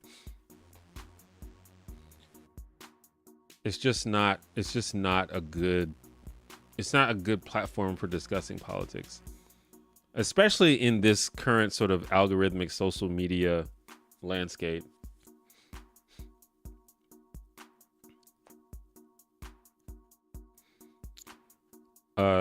More views and subs. Do you ever get the feeling like getting way bigger is a matter of putting out a huge fake energy level? I mean, like playing everything up like it's the most amazing shit ever.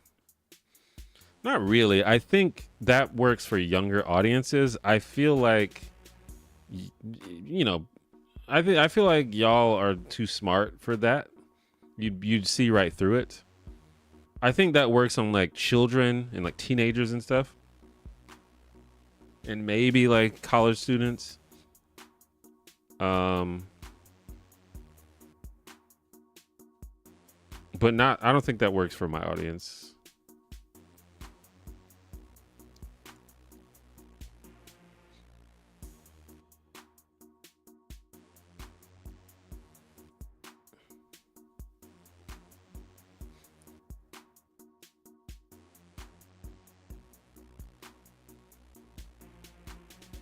It's just really about, you know, just making stuff that people want to see. I think that's really it. I just have to figure out what that is.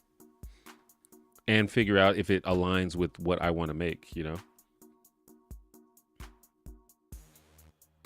Like, if I wanted to get views, I could do it. I could just make some drama videos, or I could make, you know, I could do like YouTube drama. I could do drama, political, leftist takedowns and shit. Like, I could do stuff like that and get like a cool 300K to 1 million views a video, probably. I just don't want to.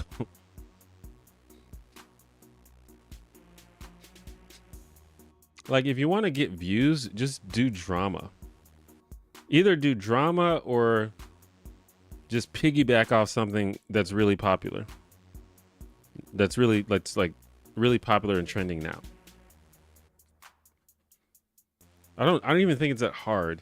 Like, YouTube is hard in the sense that there's a balance between finding the thing that you really love that brings you joy and the thing that's a lot of other people also love, and then executing that well over and over and over again. But if all you care about is getting views, I think that's pretty easy. Just make something like really controversial about something that's trending and just do that over and over. You'll get views. Especially if you like, obviously you have to learn how to make a video and stuff, but outside of that, and I could do that. And I probably have done that to some extent. But yeah, it's just not, I would hate it.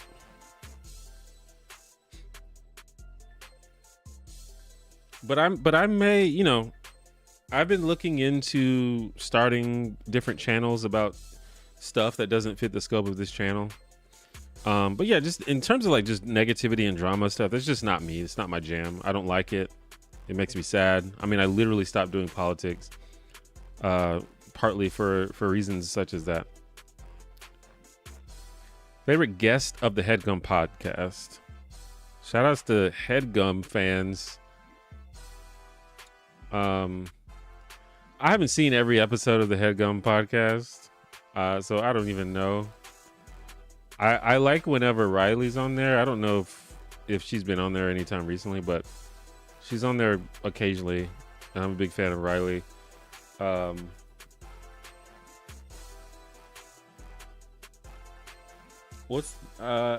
don't know. I like I can't remember his name. The dude with the glasses. He's pretty funny. I can't remember his name. I think there's multiple dudes with glasses, but I can't remember his name. How do you think trying to make friends in a new country would go?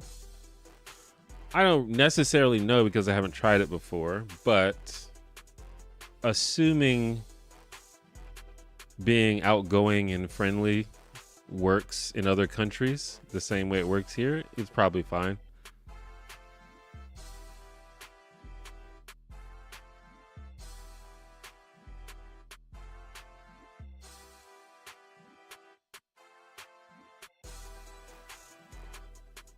Hot takes always pays the bills. I mean, it's sad but true.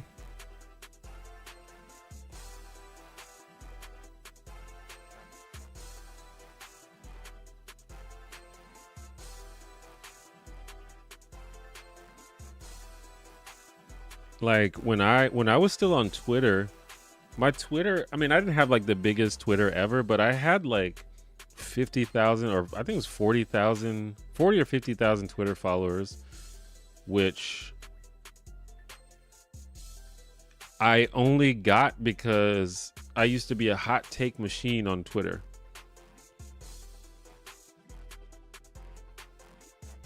But eventually I decided that I didn't want to be that, and as soon as I stopped doing that, my Twitter stopped growing.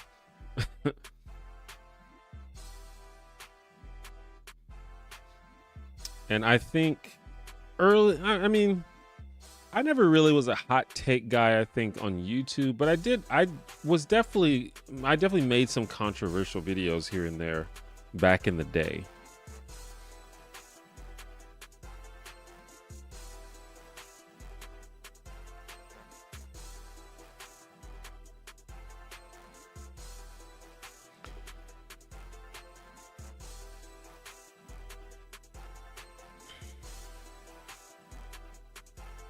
ASMR seems like a safe lane to get extra views, or do a collab with big ASMR channel.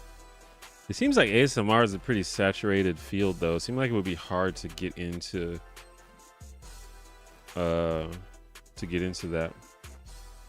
Thoughts on Met Gala theme? I'm excited. I don't know anything about that. What is the Met Gala theme? The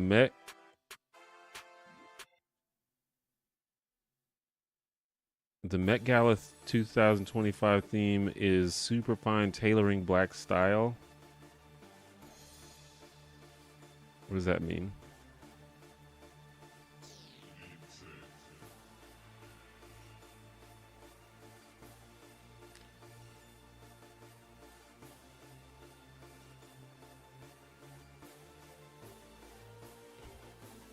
Yeah, I don't know. I don't know what that means.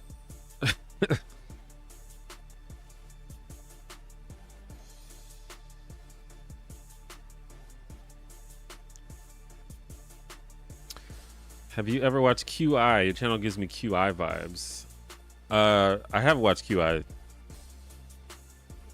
Great show. Would you rather be able to play all instruments at a master level or speak every language fluently? Definitely speak every language fluently. I'm fascinated by languages and people who can speak many languages. I'd still like to learn languages. Maybe that'll be something, a project for my life at some point. I never really did it though. I'm like, I know a little bit of Spanish, but definitely not enough to speak it with any level of competency. But you know, a lot of my family speaks Spanish, so I grew up around it, so I know a decent amount, but I really can't speak it. Hypothetical U.S. Civil War ends in 2 or more different countries possibility. I would be surprised if that happened.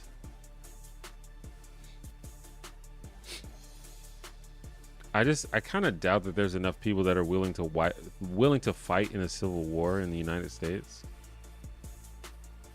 I suppose people could be forced to fight in a war, but that would just be a mess. I just don't think that would go down.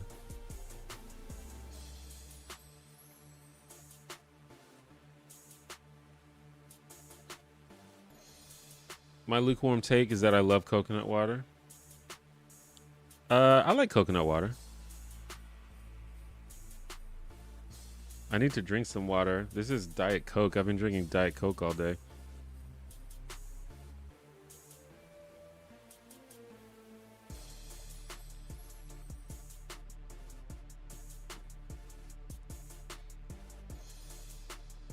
Black Dandy. Yeah, I'm not sure what that means.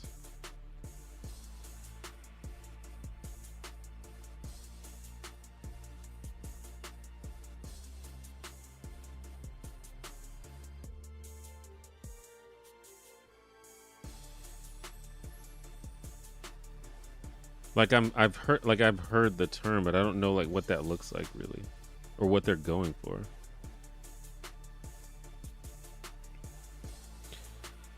It's fucking 1:40 where I live, but I just thought I'd pop by. I appreciate everything you do. Thanks for stopping by. Where do you live?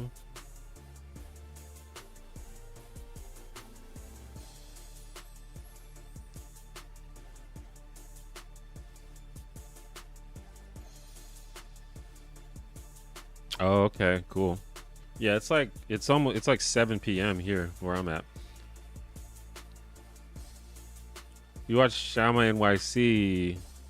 Yeah, I've seen a lot of his videos. I don't know if I said it right, but yeah, I know what you're talking about. I watch a lot of those channels, or a lot of polyglot channels actually,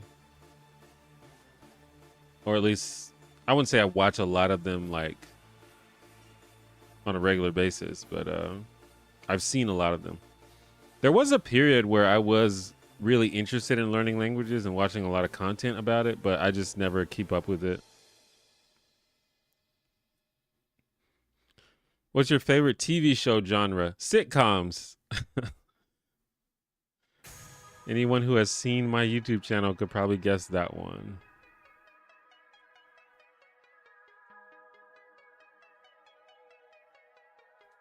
I remember when they said diet soda was bad for you, but the study basically showed that unhealthy people in general drink diet soda. Yeah, I could see that.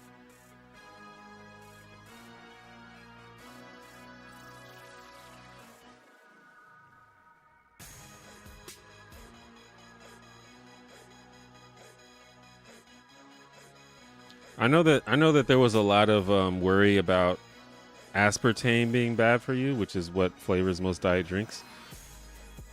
But as far as I've known, and I mean, I haven't recently, but I have in the past done a lot of, I've looked into it, and it seems like there's really not that much evidence that supports the idea that aspartame is bad for you.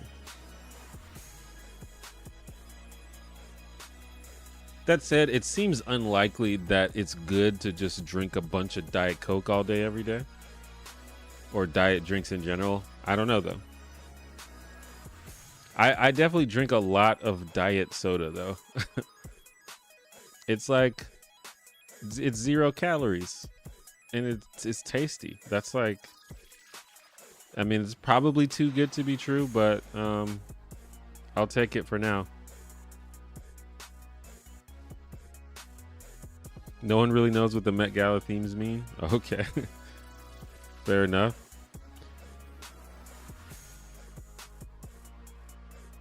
Thoughts on Frasier? Frasier's a great show.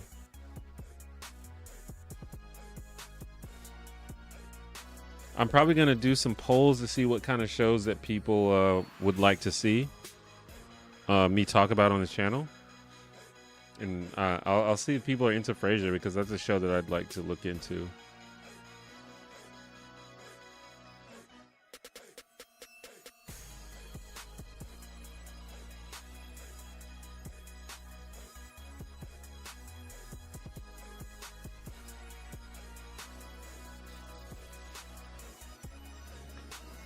Let's see, where are we at here? All right, so yeah, I'm gonna probably stream for about 10 more minutes, and then we're gonna probably close it down. We'll see. We'll see if the chat wants to talk for a little while longer. We'll see, but yeah.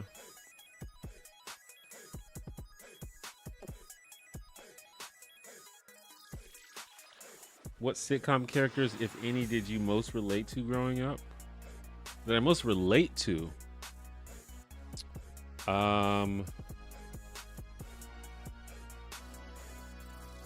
Sitcom characters I related to. That's interesting, because I watched a lot of sitcoms growing up, but it was usually, I watched shows about people that I didn't relate to. I watched a lot of like sitcoms about white people who lived in New York and shit, which I didn't relate to at all. But I think there were probably some that I did relate to. I think I related to Corey Matthews from Boy Meets World.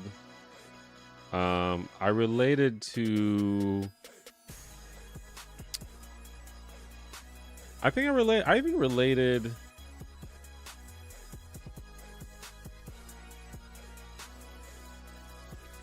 I don't know, I'm trying to think. I even related to Urkel in some ways, because he was kind of like this nerdy black kid that was, you know, he had alternative interests, and people like always made fun of him and stuff. But he was a good guy deep down. And so I kind of felt that growing up.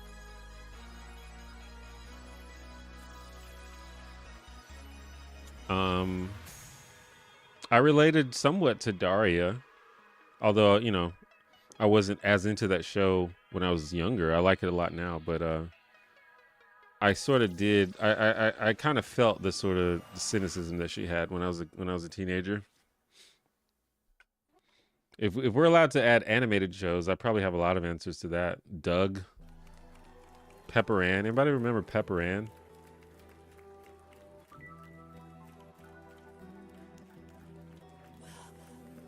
I related a lot to the sort of nerdy characters that were like cool, but like they still kind of struggled to fit in, and they were trying to figure out their life. Those kind of characters, I think, which were, to be fair, a lot of protagonists for like teenager shows were like that, because I think that was a common way. I feel like all teenagers felt that way, which seems unlikely because somebody had to be cool, right?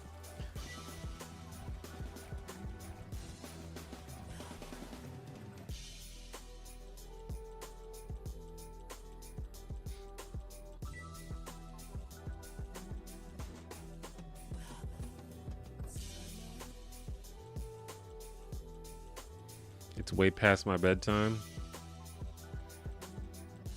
Don't be don't get your sleep if you need to.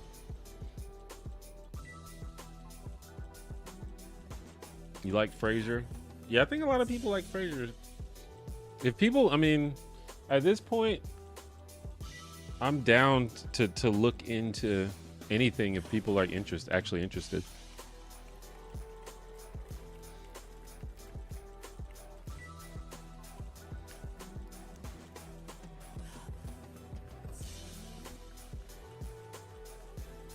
How would you adapt Daria if it was set in 2025?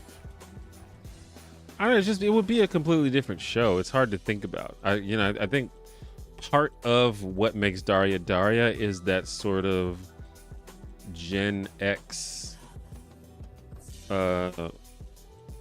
cynicism of the 90s. It's a very 90s show. It's hard to even imagine what it would be like now. It's just like it's like I don't even think it would work right now. It'd just be too different, I think.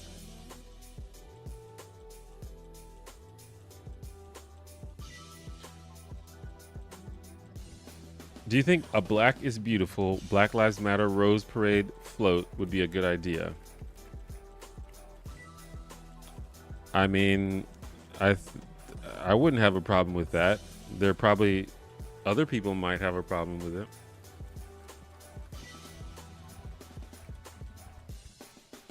I heard Lauryn Hill's album and couldn't really get into it, but after listening to your video about her, I listened to the Fugees album, and I gained a whole new appreciation for it.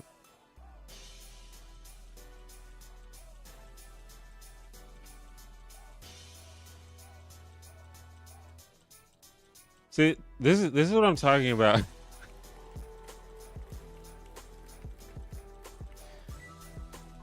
This is what I'm talking about, because FD Signifier made the video about Lauryn Hill. Do people genuinely think that I'm him? It's not a meme. It's not a joke. People just genuinely think that I'm him.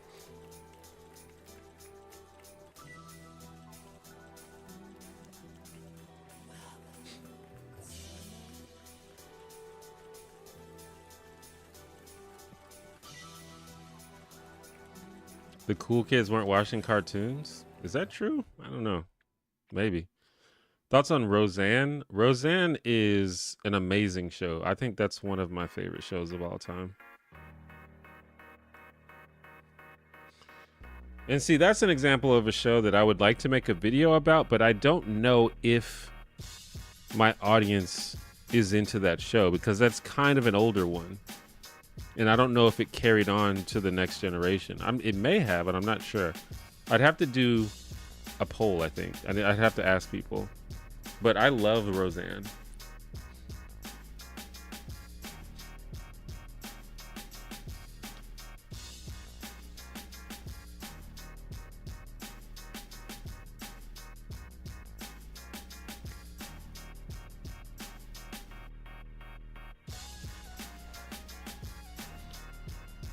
Are you having a good day? I am having a good day. I got no complaints. Do you prefer the internet now or how it was 10 years ago?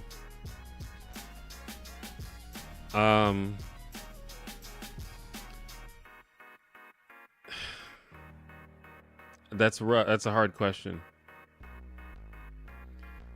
I guess, I mean, I think the internet has probably just gotten worse over time. I mean, from a technical standpoint, there's faster, there's more There's more apps and more useful like devices and sites and stuff now. But social media has only gotten worse. Politics discourse has only gotten worse. We have AI slop all over the place now, which is a problem. Like the idea of just the content milling and engagement baiting and stuff like that is out of control now. So it's definitely worse. But 10 years ago was still pretty bad. I don't know if y'all remember, but 10 years ago was basically the heyday of Gamergate. And it was the beginning of the rise of Trump. Which, I don't know how you guys feel, but for me, that was bad. Now, if you say 20 years ago, I definitely would pick that. That was, I loved the internet back then. It was like my favorite thing. It was just like this, it was just cool. Everything on the internet was cool back then. Not everything on the internet, but in general, it was just a bunch of cool stuff, cool communities. You could go on your forums and communicate with people, go in your chat rooms. Yeah, there were some sketchy people in chat rooms, but overall it was just like there's a place of curiosity and wonder. There were all these cool websites with like different functions and stuff you can do. It was way better. It was slower. There weren't smartphones, but it was still cool.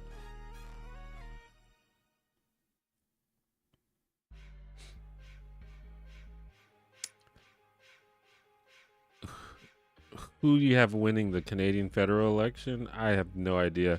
That has always been a blind spot for me, is international politics. I'm just completely unaware of international politics, and perhaps that's a problem. Perhaps I should be more aware. Daria fascinated the shit out of me when I watched it the first time in 2018, especially the lack of cell phones. Watched that Eddie Burback video, and I feel the same way about it as he did about Sex and the City. Oh yeah, I actually watched that video. That's interesting you bring that up. I just watched that video like 2 days ago. Well, I guess it just came out, but yeah, that's a good video. Eddie Burback is really good. I forget how good his videos are. Love Roseanne voting for you to cover that show. Well, there's one vote. If a lot of people request it, I will definitely do it.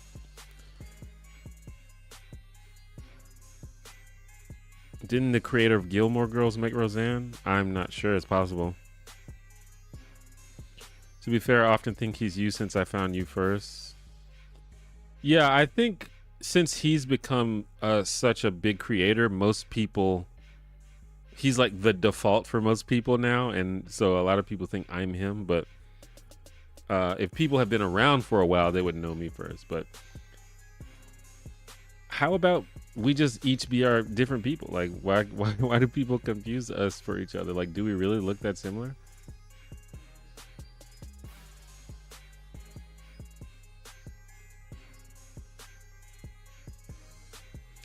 2003 was peak internet. Yeah, those were the days.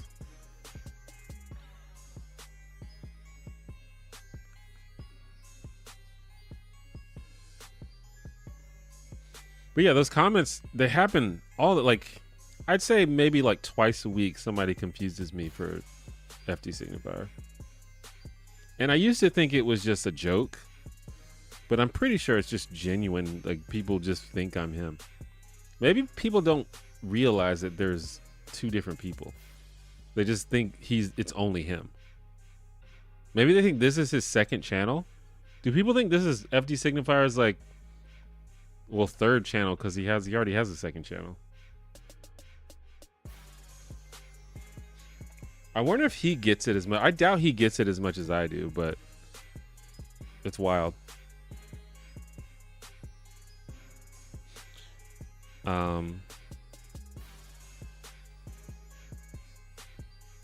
I've been a silent supporter, but keep shining and growing your channel. I appreciate that. Thanks for supporting me. I miss forums. I kind of miss forums too. But I do like Discord as a replacement for forums. But yeah, I miss forums.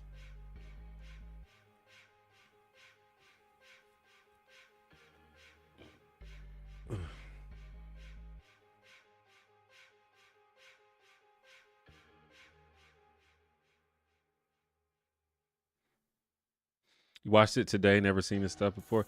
Yeah, he's one of those guys that every time I watch a video, it's really good, but then I like forget that he exists. But I probably need to like check out all of his other stuff. I've seen maybe like 4 or 5 videos, and I know that he's friends with a lot of the commentary people who I like.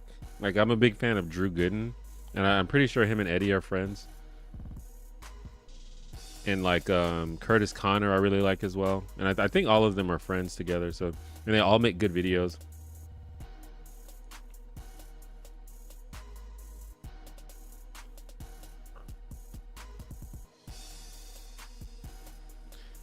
What's your go-to alcoholic beverage if you drink? I have cut back on drinking significantly. I used to be an avid drinker. I'm not nearly as much, but I'll still have a drink every now and then. I would say my drink of choice is probably just a bourbon and Diet Coke. If I'm being fancy, I'll get an old fashioned.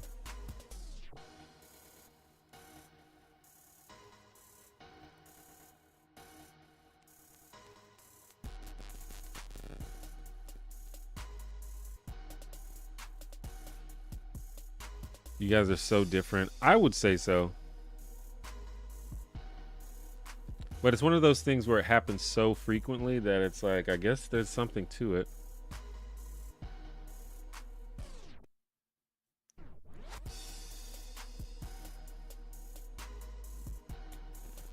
All right, Z Cribbles, thanks for stopping by the stream.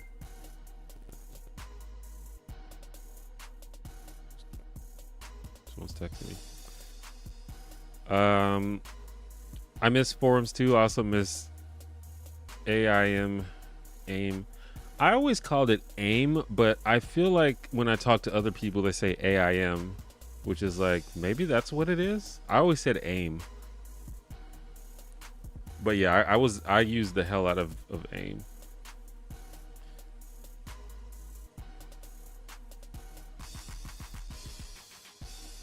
My MySpace profile was fire. Yeah, MySpace was pretty cool.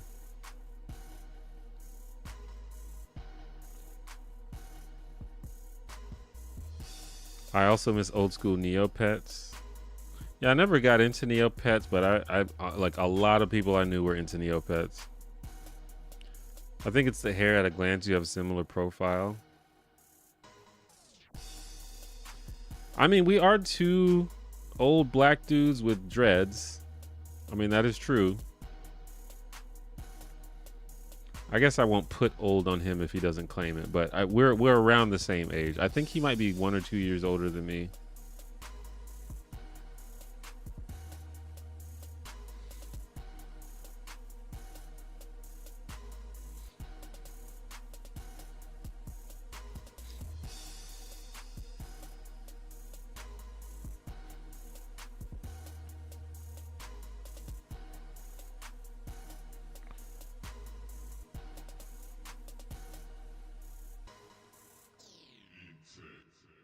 What IM systems did I use? I used AIM a lot. Every now and then I would use Yahoo Instant Messenger. I used IRC. Or yeah, IRC, that's what it was called, right?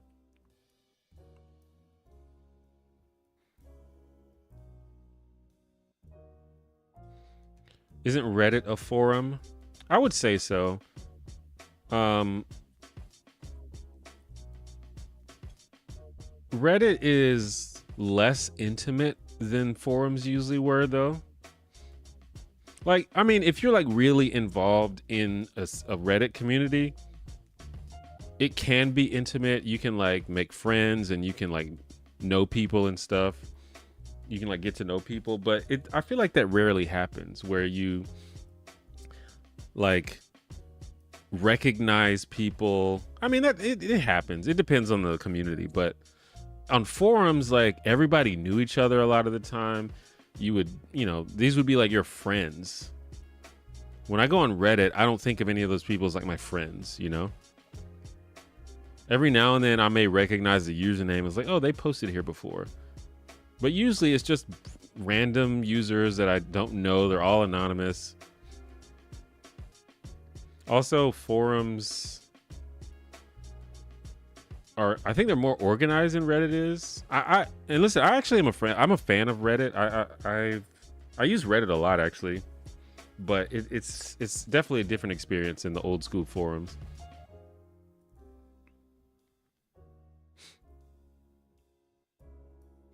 I say the letters AIM. I think I'm probably wrong because I think most people I talk to say AIM, but I definitely said AIM growing up.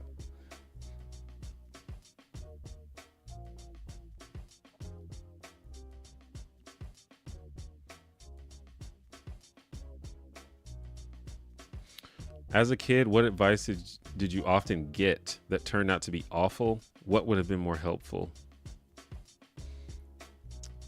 That's an interesting question. Let me see if I can think of something.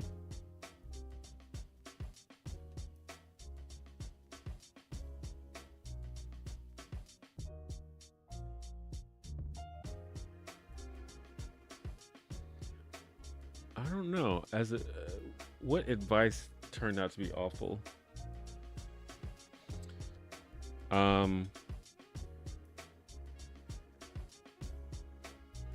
I guess if I want to be spicy, I can say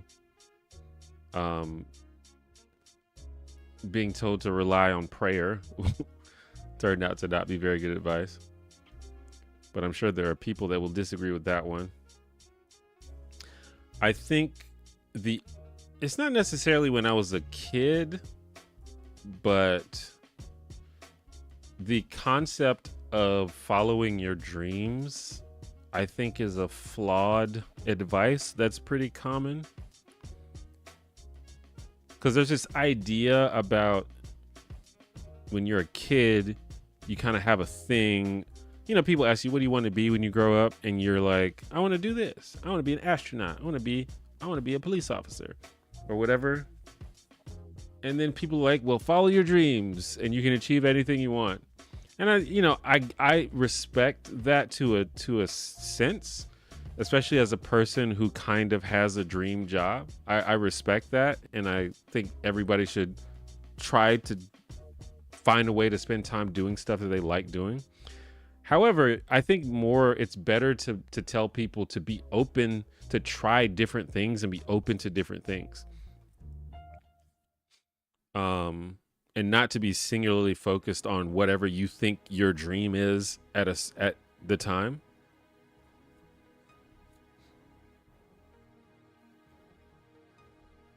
So I don't know, that came to mind. That's not necessarily the best answer to the question, but that's just something that came to mind.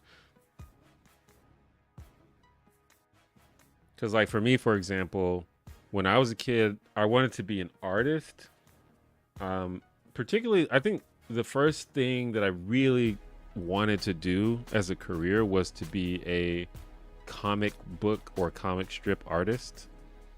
And I actually was like really interested in doing that. And I was starting to put together like a portfolio to like submit to like comic organizations and the comic syndicates. But just over time, I tried different things. Like one of the most significant things I ever did is in college, I just needed an extra class. And so I took creative writing because it sounded interesting. I didn't necessarily have a particular interest in being a writer or whatever, but I took creative writing and just completely fell in love with it. and writing completely overtook my love of visual art.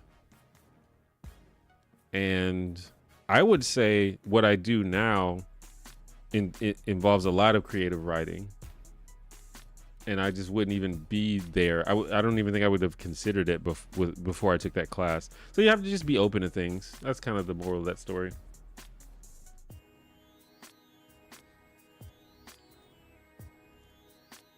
I'm deep in a medium-sized subreddit, and I only know a handful, and we're barely acquaintances. Discord is a space. Yeah, see, on Discord is a little more intimate, and that's why I said I appreciate Discord as kind of the replacement for forums now, because you can get to know people and make friends on Discord for sure. But it's still not the same. Forums, I love the way, like, I like how forums are like more neatly organized. I don't necessarily like Discord is like, you know, you have categories and stuff, but it's just an endless thread. You know, on forums, you could go back and look at something that someone posted like 2 years ago, and it's pretty easy to do. On Discord, you're just not doing that most of the time.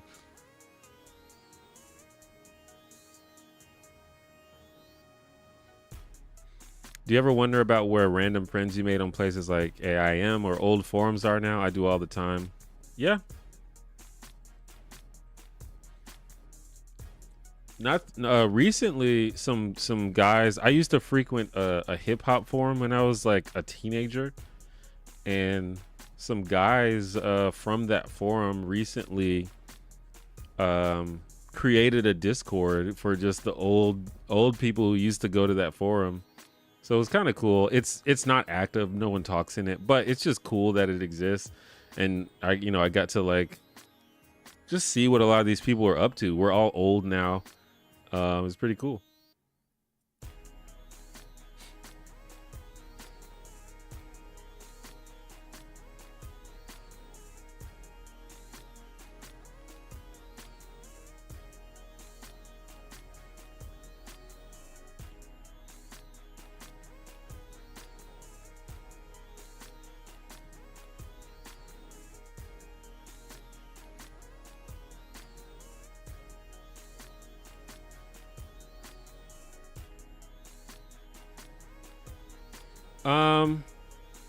I think I'm gonna go ahead and end the stream though.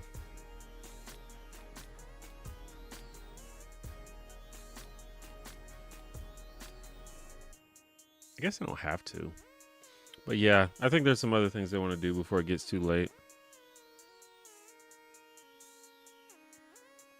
But yeah, thanks everybody for coming to check out the stream. I kind of took another long break from streaming, and I'm gonna try to get back consistent with it. But you know, there's been a lot going on. I appreciate everybody for supporting the channel as always. Speaking of Discord, I have a Discord community, so if anyone is interested in meeting people, other people in this community, if I don't say so myself, but I do say so myself, I think it's a pretty chill and friendly community. I will leave the link in the chat. Feel free to join and hang out.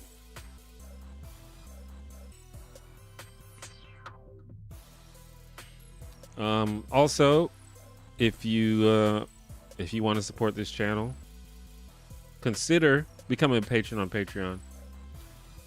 It's the easiest way. You know, we've been talking a lot about, like, you know, getting views and making videos that people want to see. And the easiest way for you know, me to not have to worry about that is for the fans to fund the channel. You know, there's an ideal world where it doesn't matter how many views I get, because, you know, there are people who support the channel enough to where I feel comfortable making whatever I'd like to make, because there's enough support. So if that sounds interesting, go ahead and check that out. If I didn't get to your question, I'm sorry. Sometimes the chat goes by fast. Whenever like whenever I like go back and watch old streams, I always see a bunch of questions in the chat that I missed, and I kind of feel bad, but that's just how it goes. I can't answer 100% of the questions. And I don't know when the next video is coming out, but just keep a lookout for that. Probably sometime next month. Anyway, thanks for watching, and I will see you all soon. Bye-bye.